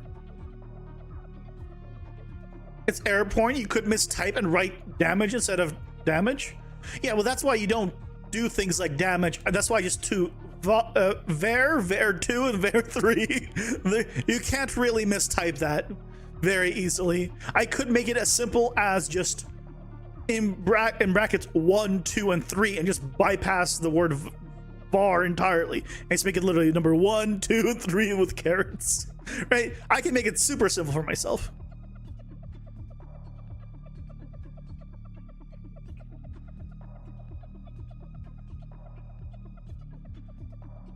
But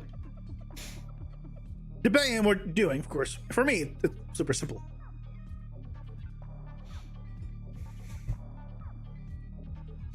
Create a static class with like crit key equals crit, and then use that as everywhere. Oh, see, yeah, I don't have any of that. this is specifically for the cards and just for displaying that information on that one string. I don't need it anywhere else. Pretty much. How to go about doing a highlighting syntax of text? Sort of links to the context hover box.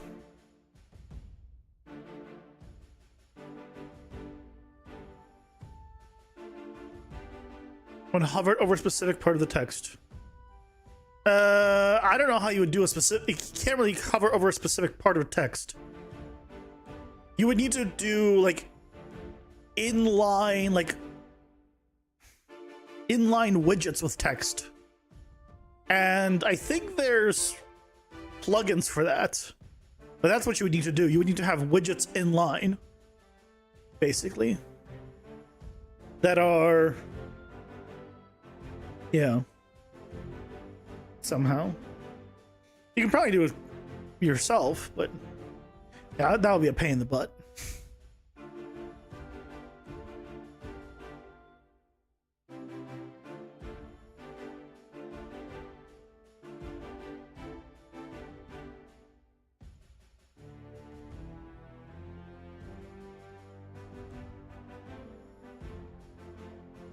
It is what it is.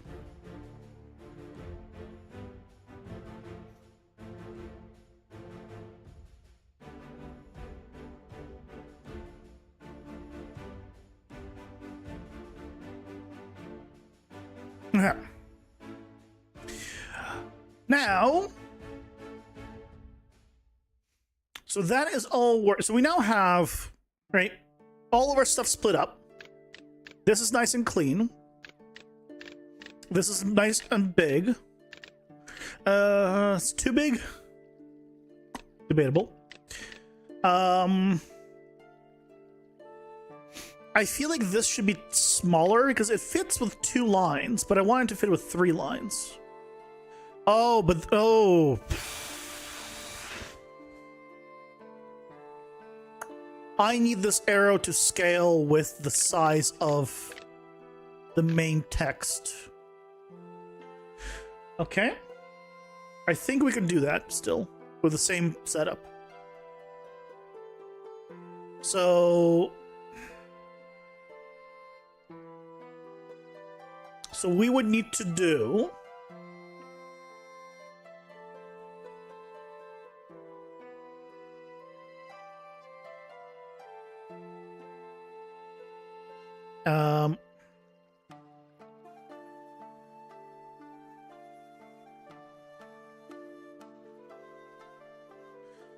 oh no, actually we can get away with we need to swap these two.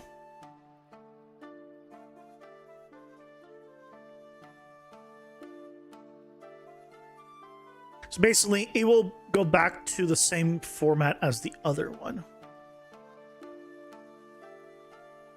Theoretically.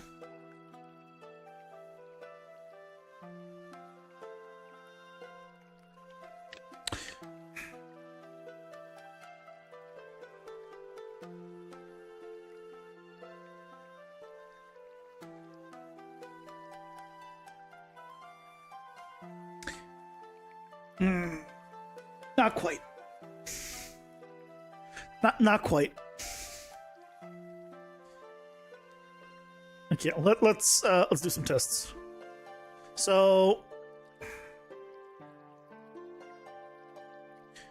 I'm gonna just make it. Can I do? Cute. Default large for testing. So this won't work, huh?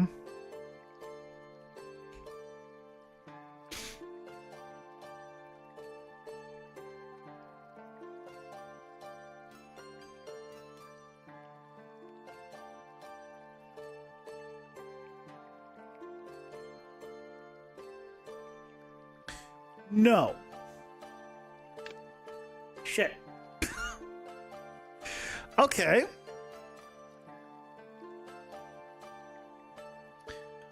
Okay. How do you change the size of the image?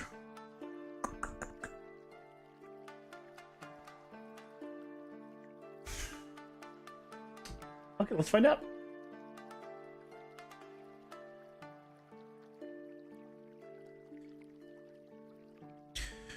In UE5, I'm using rich image row, and I need the image to automatically adjust based on the text size around it. How can I adjust image size?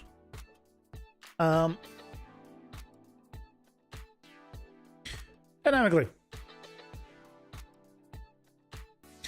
Let's find out.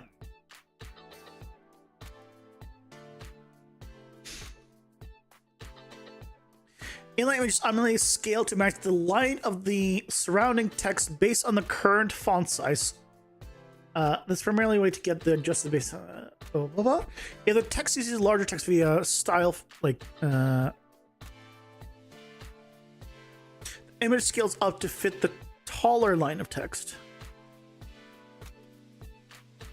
It's not, though. You're watching a rich text video right now? He also shows images. Nice. Well, we just tried basically if you need larger images or more dynamic control, custom decorator class in C++, no. That ain't happening.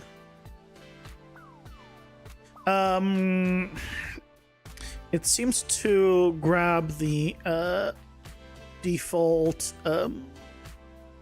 font size for the image. If I did something like image size, and then what's the format? Let me just grab actual format here.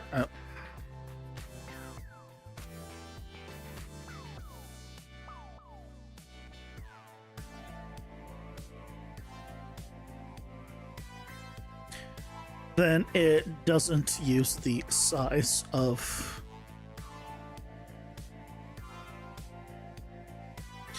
the image size.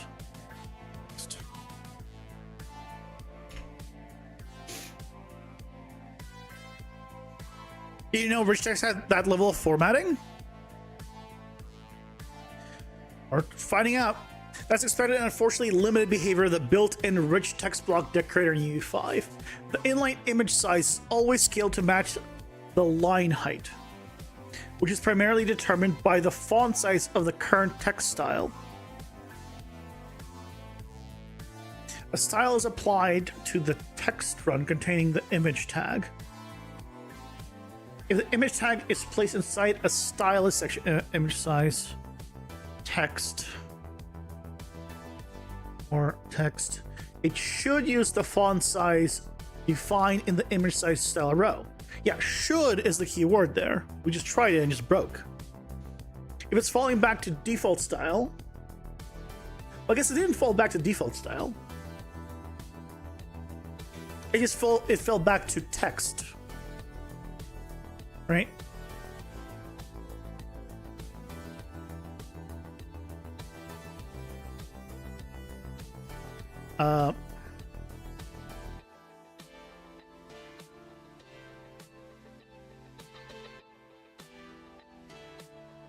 Copy this to make sure I have it exactly.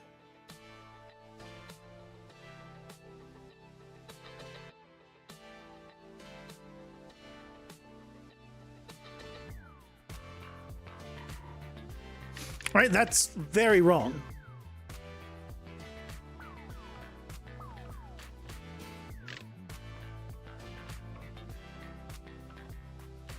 The caret at the end is gone.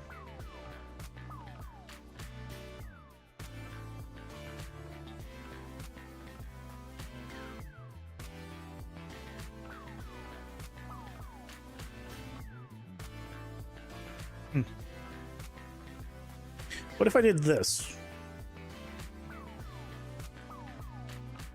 Yeah, I'm already using rich text. Yeah. Nope, that breaks things even more.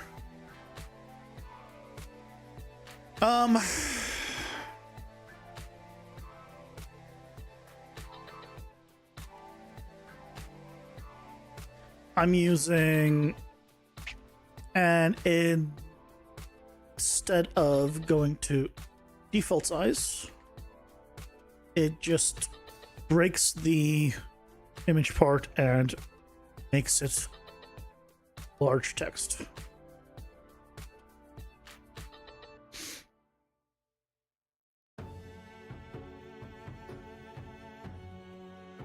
No limitations of the built-in image tag, treated as a special inline element, not regular text. So when you wrap it directly into decorate auto fails to properly inherit the blah.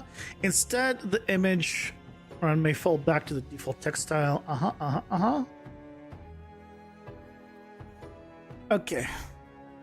Add a dummy text in the styles section to force the line to use a larger font.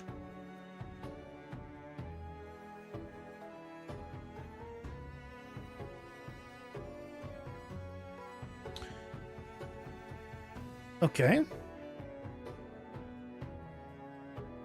Let's test this.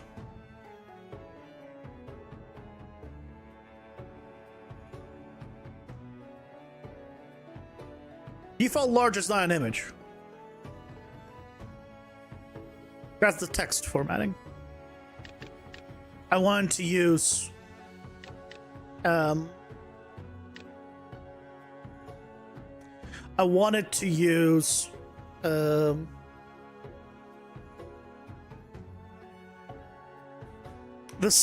need to adjust the height basically of the image.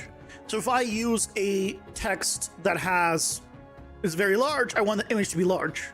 If I use the image to be very small, I want it to be very small. That's all I want. Basically, I just want that image to scale based off the size of the text around it. So, for example, if I go in here and I change this font size to be, I don't know, 50. Let me just remove this all that is breaking it.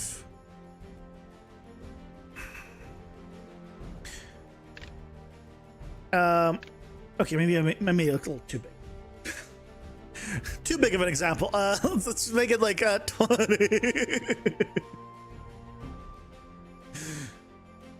Right, there you go. You see, this text is big, but it's still small here because that's still the default.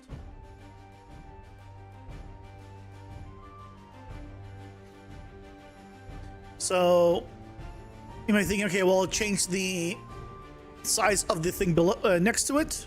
If I made that, you know, again, 20 to make it bigger. Oh, did I undo too far? I did.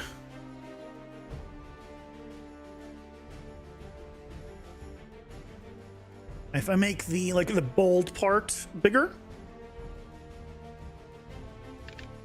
right? Again, the image doesn't follow anything. It doesn't follow this text. It doesn't follow this text. It's just that is the size based on the default of the rich text section. And I would like it to scale accordingly. It only follows this default for some reason. If I rename this to default A, then it doesn't really follow that. Right? Oh, you know what it could be? Hold on, I think I know why. I think I just remembered why. Hey, Opaque, welcome in. How's it going? Hope you're doing well. Is it UI widget? It's rich text UI, yeah. Is it set here? Is that maybe why? No, I don't. I thought maybe here I have it like specified to a font, but no. What about, I guess it wouldn't be on the other one either. It wouldn't be on this rich text decorator. No, that just takes the image set. Why is it tied to that? Why is it tied to default? Spelled that way. And otherwise, it just uses the image size. Maybe I could use that to my advantage, though. If I made it default A, so it doesn't use that. Because I don't know how it's choosing a default at all. I thought default should be the whatever the first one is. Can I now change the size of the image here? So like divide by 4.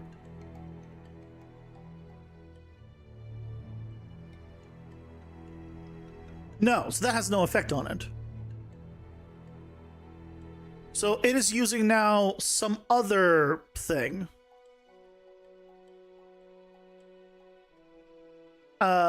For its size. So I'm not sure what it's using now.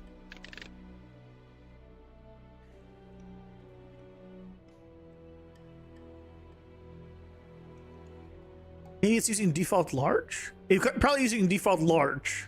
If I made this 2, it's like a 10. No, it's still using the same size. Still the same size there. What is it using? Unstackable? That wouldn't make sense.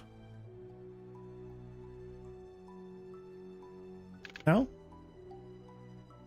Either way, like whatever it's using, it's not making sense.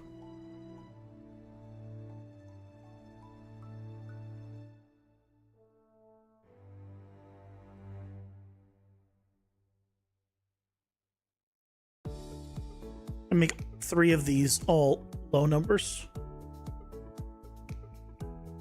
Yeah, no, still big. I don't know what it's using. Because it's not the first one anymore. Does the image need to be wrapped in a size box? No, it's a rich text. The image is inside of a rich text. It is not a widget. The widget is just rich text, and the image is just inside of it. So it follows this. If I make this actually say default, it follows this. If I made this, 30, it would be big. Big. If I made this 3, it's absolutely tiny, right? So it follows default. The problem with following default is I can't tell it to follow something else.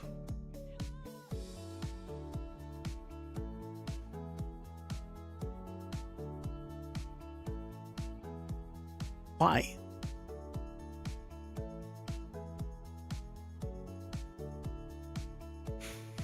Why is it this way?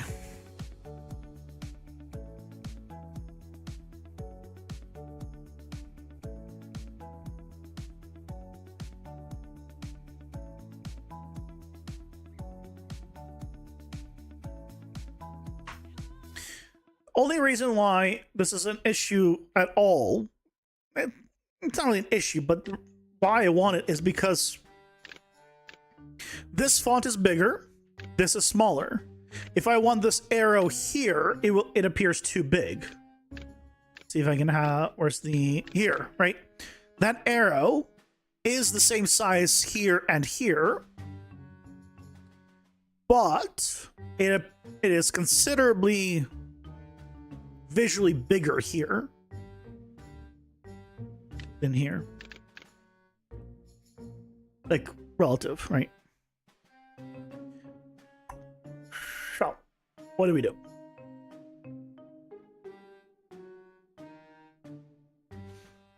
Image size just changes the aspect ratio. Draw as doesn't really change anything.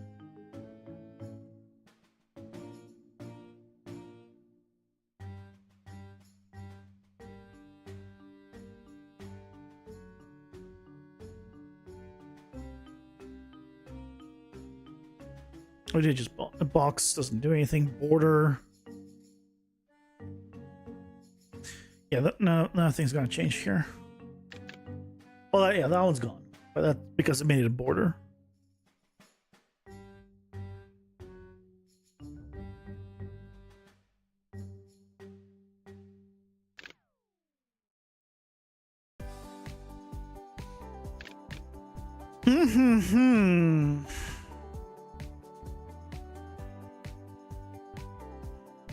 Okay.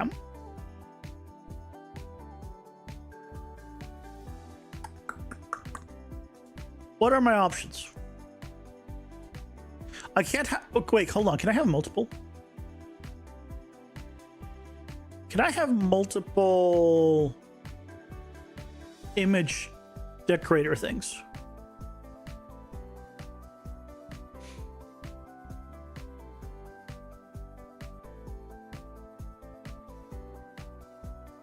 Ooh, I could. I can have multiple rich decorators. Let's test this. So, where's the problematic ones? They're inside the melee section. So I'm gonna put it in there for now. So if we come here and we add another one.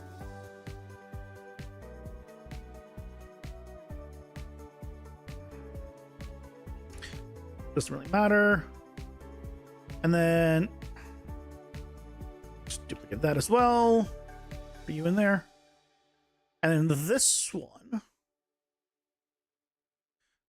We have the same image. Oh, but no, but it's no, that doesn't help. Because it's gonna use the same text. No, this does not help at all. God damn it.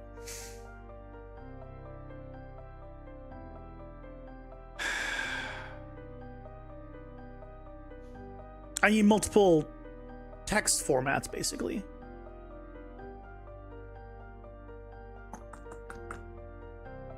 That's what I need.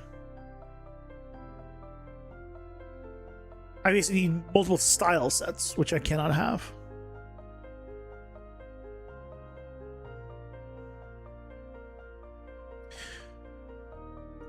What if I override the default?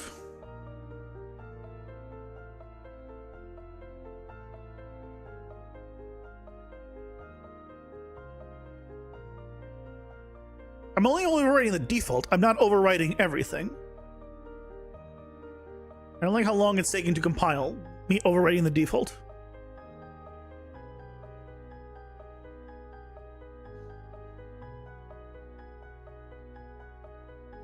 Probably doesn't like that I didn't select a font family. Yeah, it really didn't like me not selecting a font.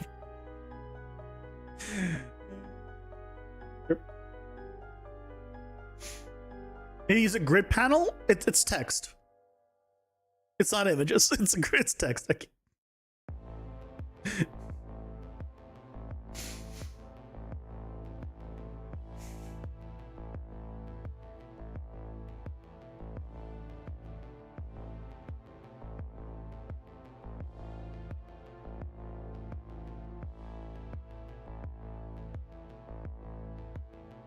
Load it up, load it up. I think I saved recently, so should be okay, hopefully.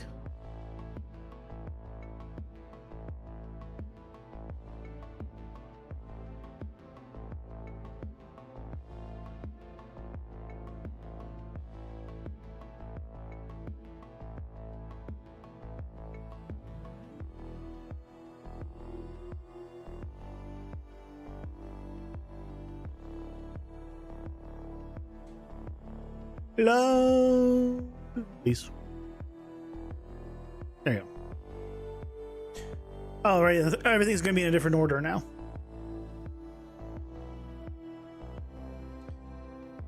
Okay. Well, you close you. Close some stuff. Okay.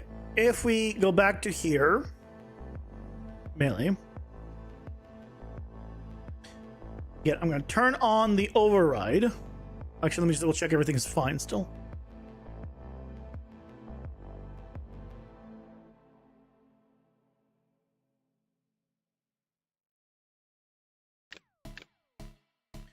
Yep.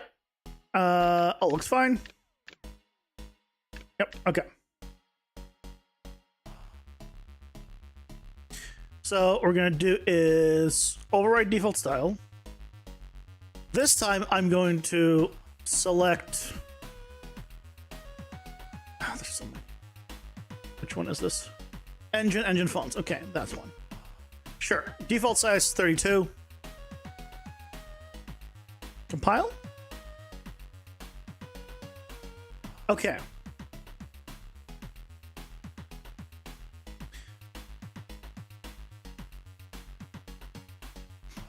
It's showing that, but it's showing the default. We're replacing the default, so... Okay.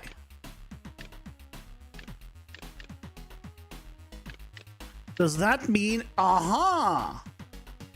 So now I can specify the size of the image by overriding the default. Uh-huh. So now I can say for these, make it like 8. If nothing else besides the size matters. But now it's much smaller. Ha ha ha! Got him. Figured out alternative workaround.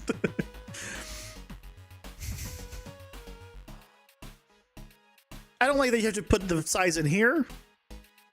But whatever.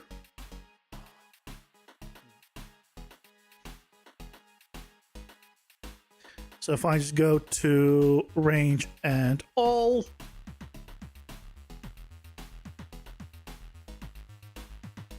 override all of them. Roboto, yeah, engine fonts, 8. Pile. And then I'll do the same thing for the dual, actually, but it'll be just slightly bigger. You know, that way I'll have all of them just be here.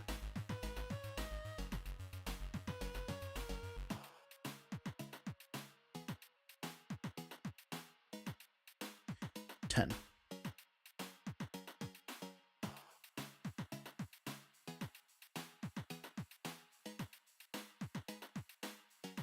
All right. Maybe go back to 9, honestly.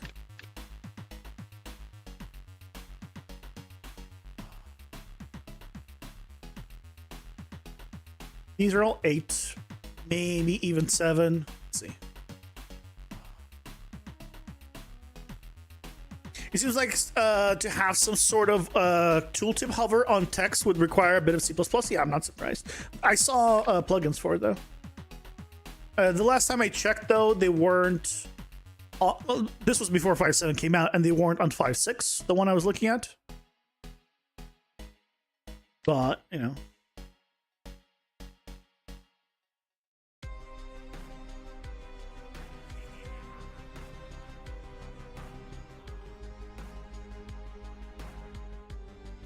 Yeah, custom Courage text decorator class. Yep. That is indeed what you will need. Okay, so we have this. So this is working. I want to make it so when it is not stackable, when it takes the biggest value or the highest ranked value, I want it to have another icon. So always have an icon. So it'll either stack or it won't. Probably want to change what the icon is for the arrow as well. So let's go to our favorite game icons. Okay.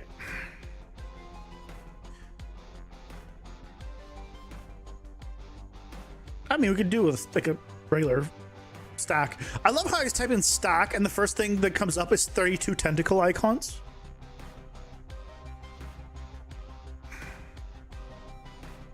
I mean, this is probably fine. And a stack icon will make sense. And then let's do like a crown.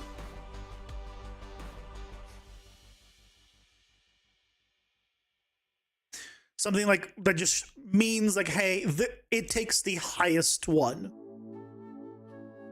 So whenever whatever one you pick doesn't matter, it just takes the best one. So I'm thinking like a crown, like a nice simple one. Maybe this, a queen, seems fine. I don't want anything like that. I just want a crown, or this one actually, which is behind me. This one. This one might not be bad. I was also looking at this one, but I don't know. Bottom next to the hat. Oh, this? Oh, this one. I assume you mean this one next to this hat. Yeah. That's the best one. Yeah. That's pretty much what I was looking for. Get rid of the wizard hat. Yep. So we'll do this one and this one. That seems good.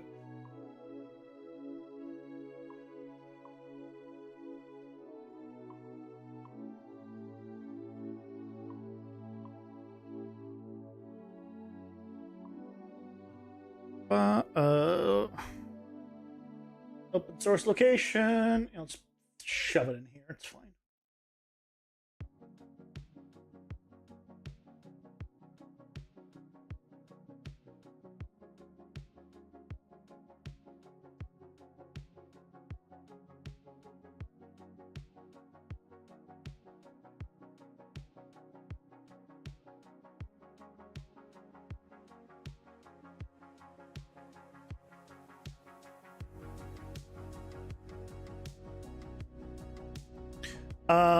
Set of card stack. This will be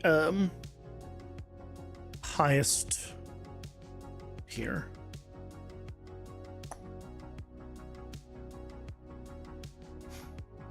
No more bottom text, Kappa. You only notice that? New text and video. Yeah, well, it's the first, so Double came out. Yeah. And I still need to add the icons for the filters and all that stuff. Yeah.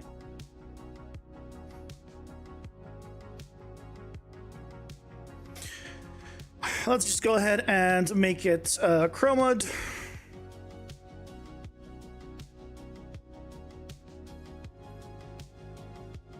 There we go. And should I just tint it?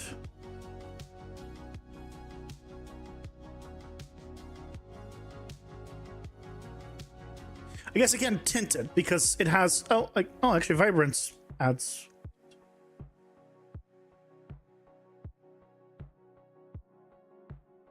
Yeah, okay. Now we can totally tint it.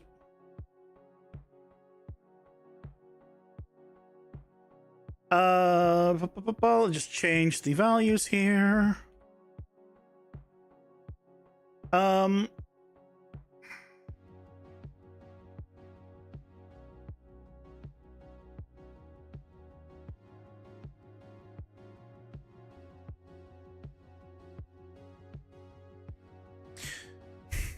It didn't like me copying and pasting those things. Hey, Face Over Face, welcome in. How's it going? Hope you're doing well. What plugins are you using in this project? I can show once it reloads.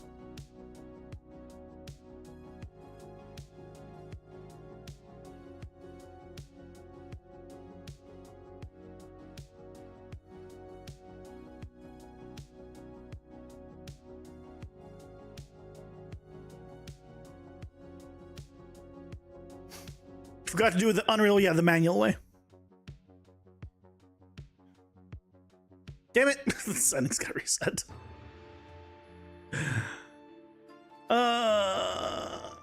Okay. Just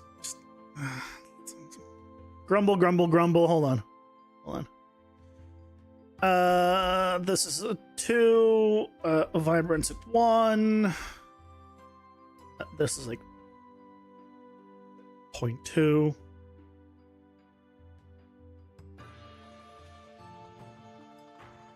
Point 2, 1, 2. 0.2, 1, 1, 2. 0.2, 1, 1, 2. And Hughes 2.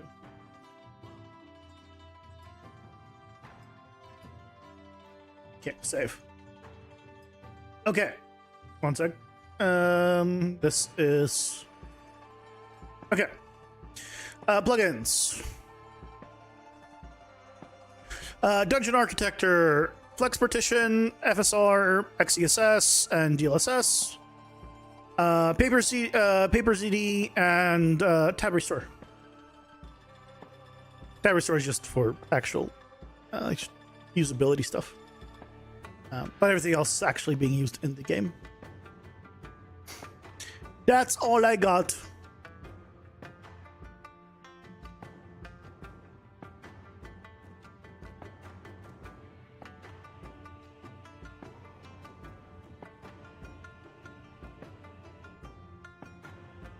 Okay. That does not read like a stack. I mean, it will read like a stack here. Okay, on the right side,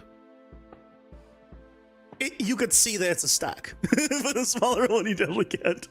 The other thing that I don't like about the images, I don't know if you can see, is they don't get tinted, right?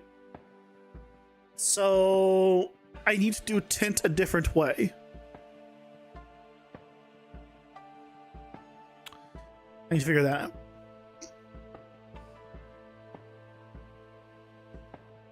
But it's okay.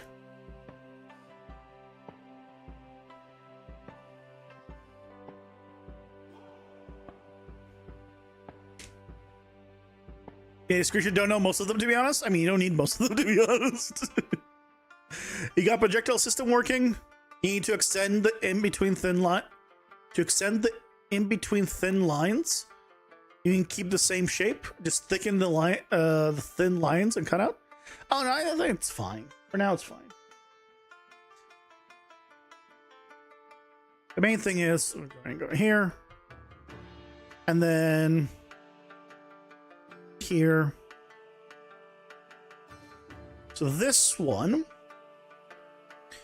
checks if it is additive. If it is, then we need to do this one.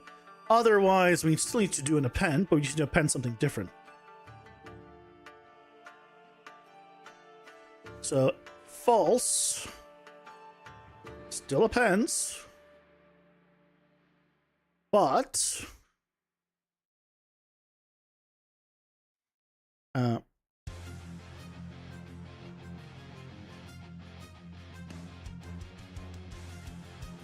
here we need to, instead of doing card stack, or I guess no, instead of this, we do append no matter what. We just do a select here.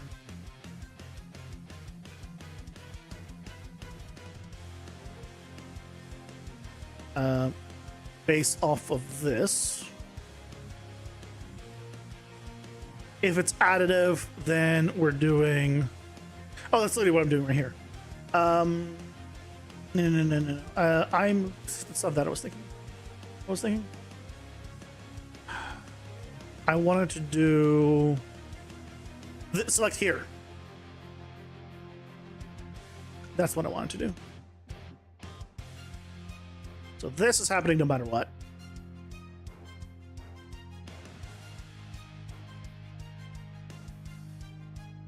I just select here. If it's true, we have the card stack. False, we have the... this one.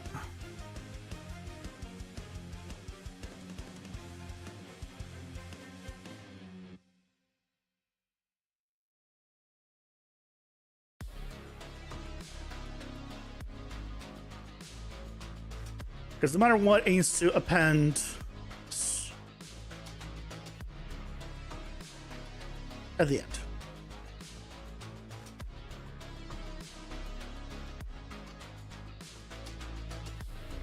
Okay, so again, it no longer does this check.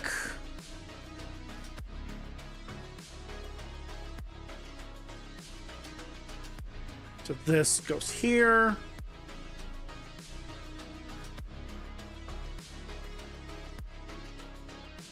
This goes here.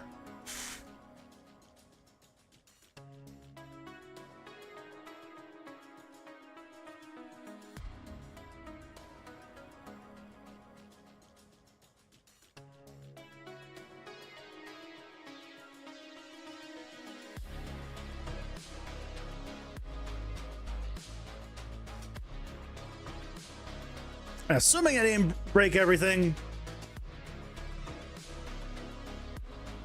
All right, stack. Yeah, look at that. We now have the crown and we have the stack. Crown reads a lot better. Small, stack, not so much, but that's okay. We can modify.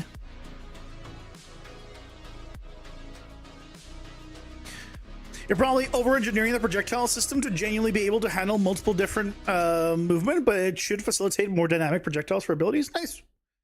Yeah, mine just shoots a projectile. And I could have it have gravity, but I've realized that I don't even want gravity. Or I can have one. I have one that's like a lob thing, but the lob thing never looked good. So I think I replaced pretty much. I made it all pretty much just straight projectiles. Because the lobbing ones which overshoot the player based on the movement, and it just now everything's just a straight line, which makes it easier.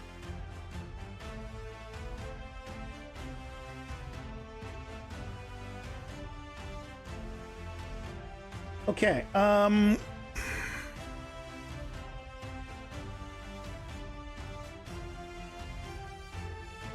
can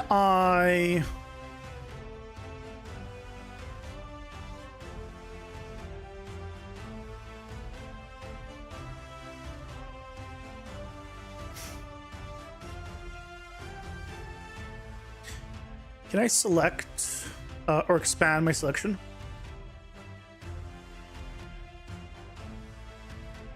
How do you unmask? How do I expand or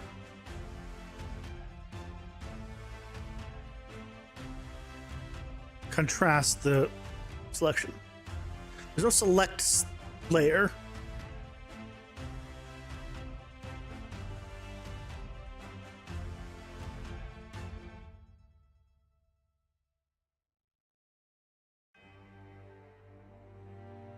Pixel selection.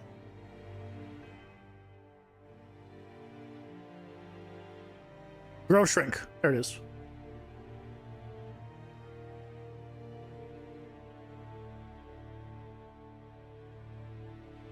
Okay, and now we do these.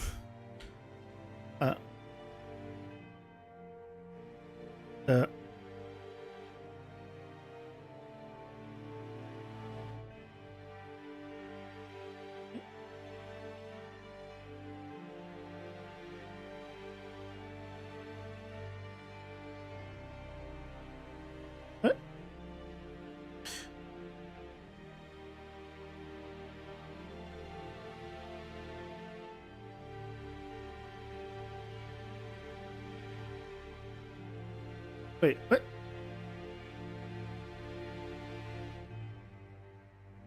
What?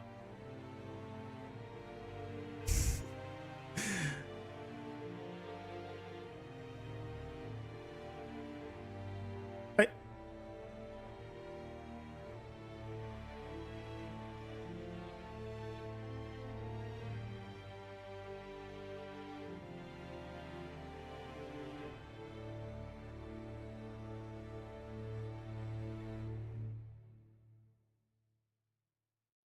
Okay.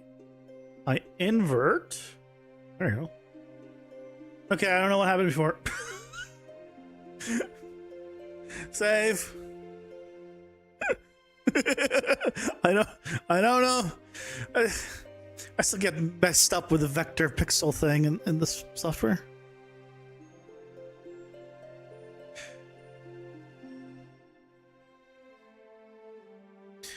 Whatever. Let's see it. That's a better. It reads better here. And you could start to see the separation even here. And obviously you can see it behind me very easily. So if I go here, it's no real great place for me. All right, it's better. Like you have a little bit of a separation there and much better separation there. So there we go. So now we have this working pretty well. Cool. I'd say that's a big success.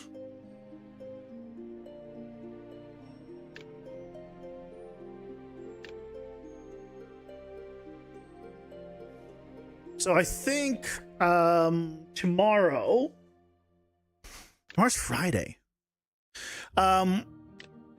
We'll start looking into the keywords and go from there. Welcome back, Zebra. Had to get you some screenshots before shutting down your PC. Oh, it's all good. String forming get resolved? Yeah. The amount of graphic design has led to this moment. Being able to instantly recommend a fix for UI. I mean, that wasn't much of a fix. I was just feeling lazy and didn't want to do it, but since you mentioned it, I'm like, okay, I guess I can do it.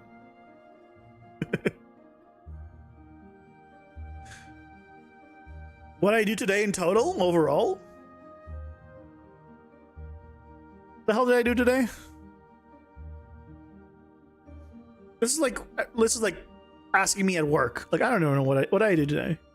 I did some card stuff, and I tweaked the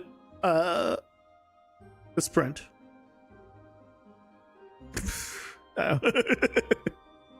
I know I did the cards because it just was doing it, and at the beginning I remember I was doing sprint.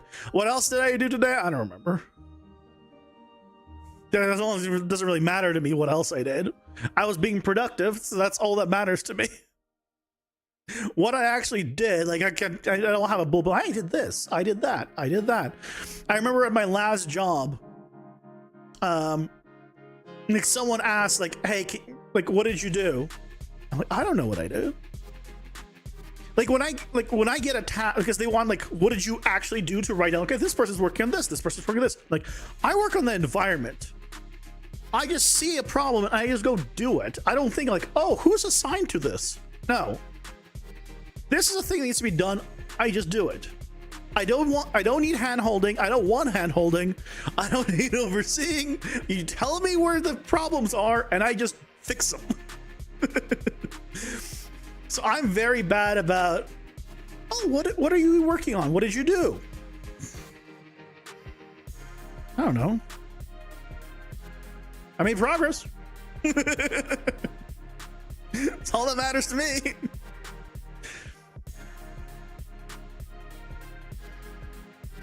Embrace, you don't have like straight out listed things of stuff to do? Why do I need them?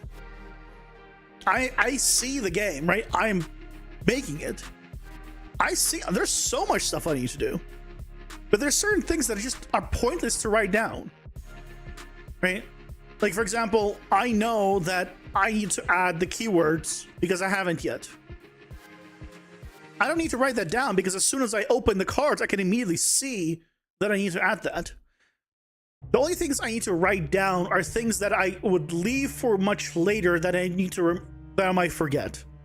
Something like, oh, the keywords that I really need to see all the time are not being visible. That is something I do not need to write down. I was like, okay, whenever I want to get to it, I'll get to it. Game is evolving too fast for a set in stone road. No, not really. I mean, I only spend, 3 hours a day on it. So, I mean, that's 3 hours of stream, not even 3 hours of work. It's like 2 hours of work, being generous. So, it's not going that fast, but just it's not the way I work. I don't like a list. I know list works really well for some people. I hear if you have like ADHD or something like that, then I hear lists are great. But for me,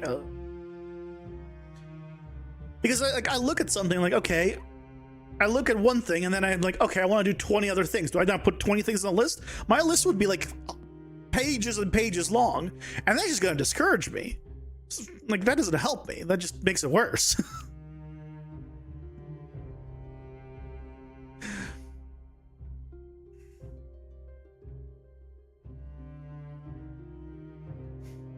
He's the Michelangelo of games. Like, say he could see the statue in the rock. He just needed to carve it out. He'll be you with the game. You know what? I'll take it. I am Michelangelo of games. I'll make that my official title. Procedural Minds, Michelangelo of games.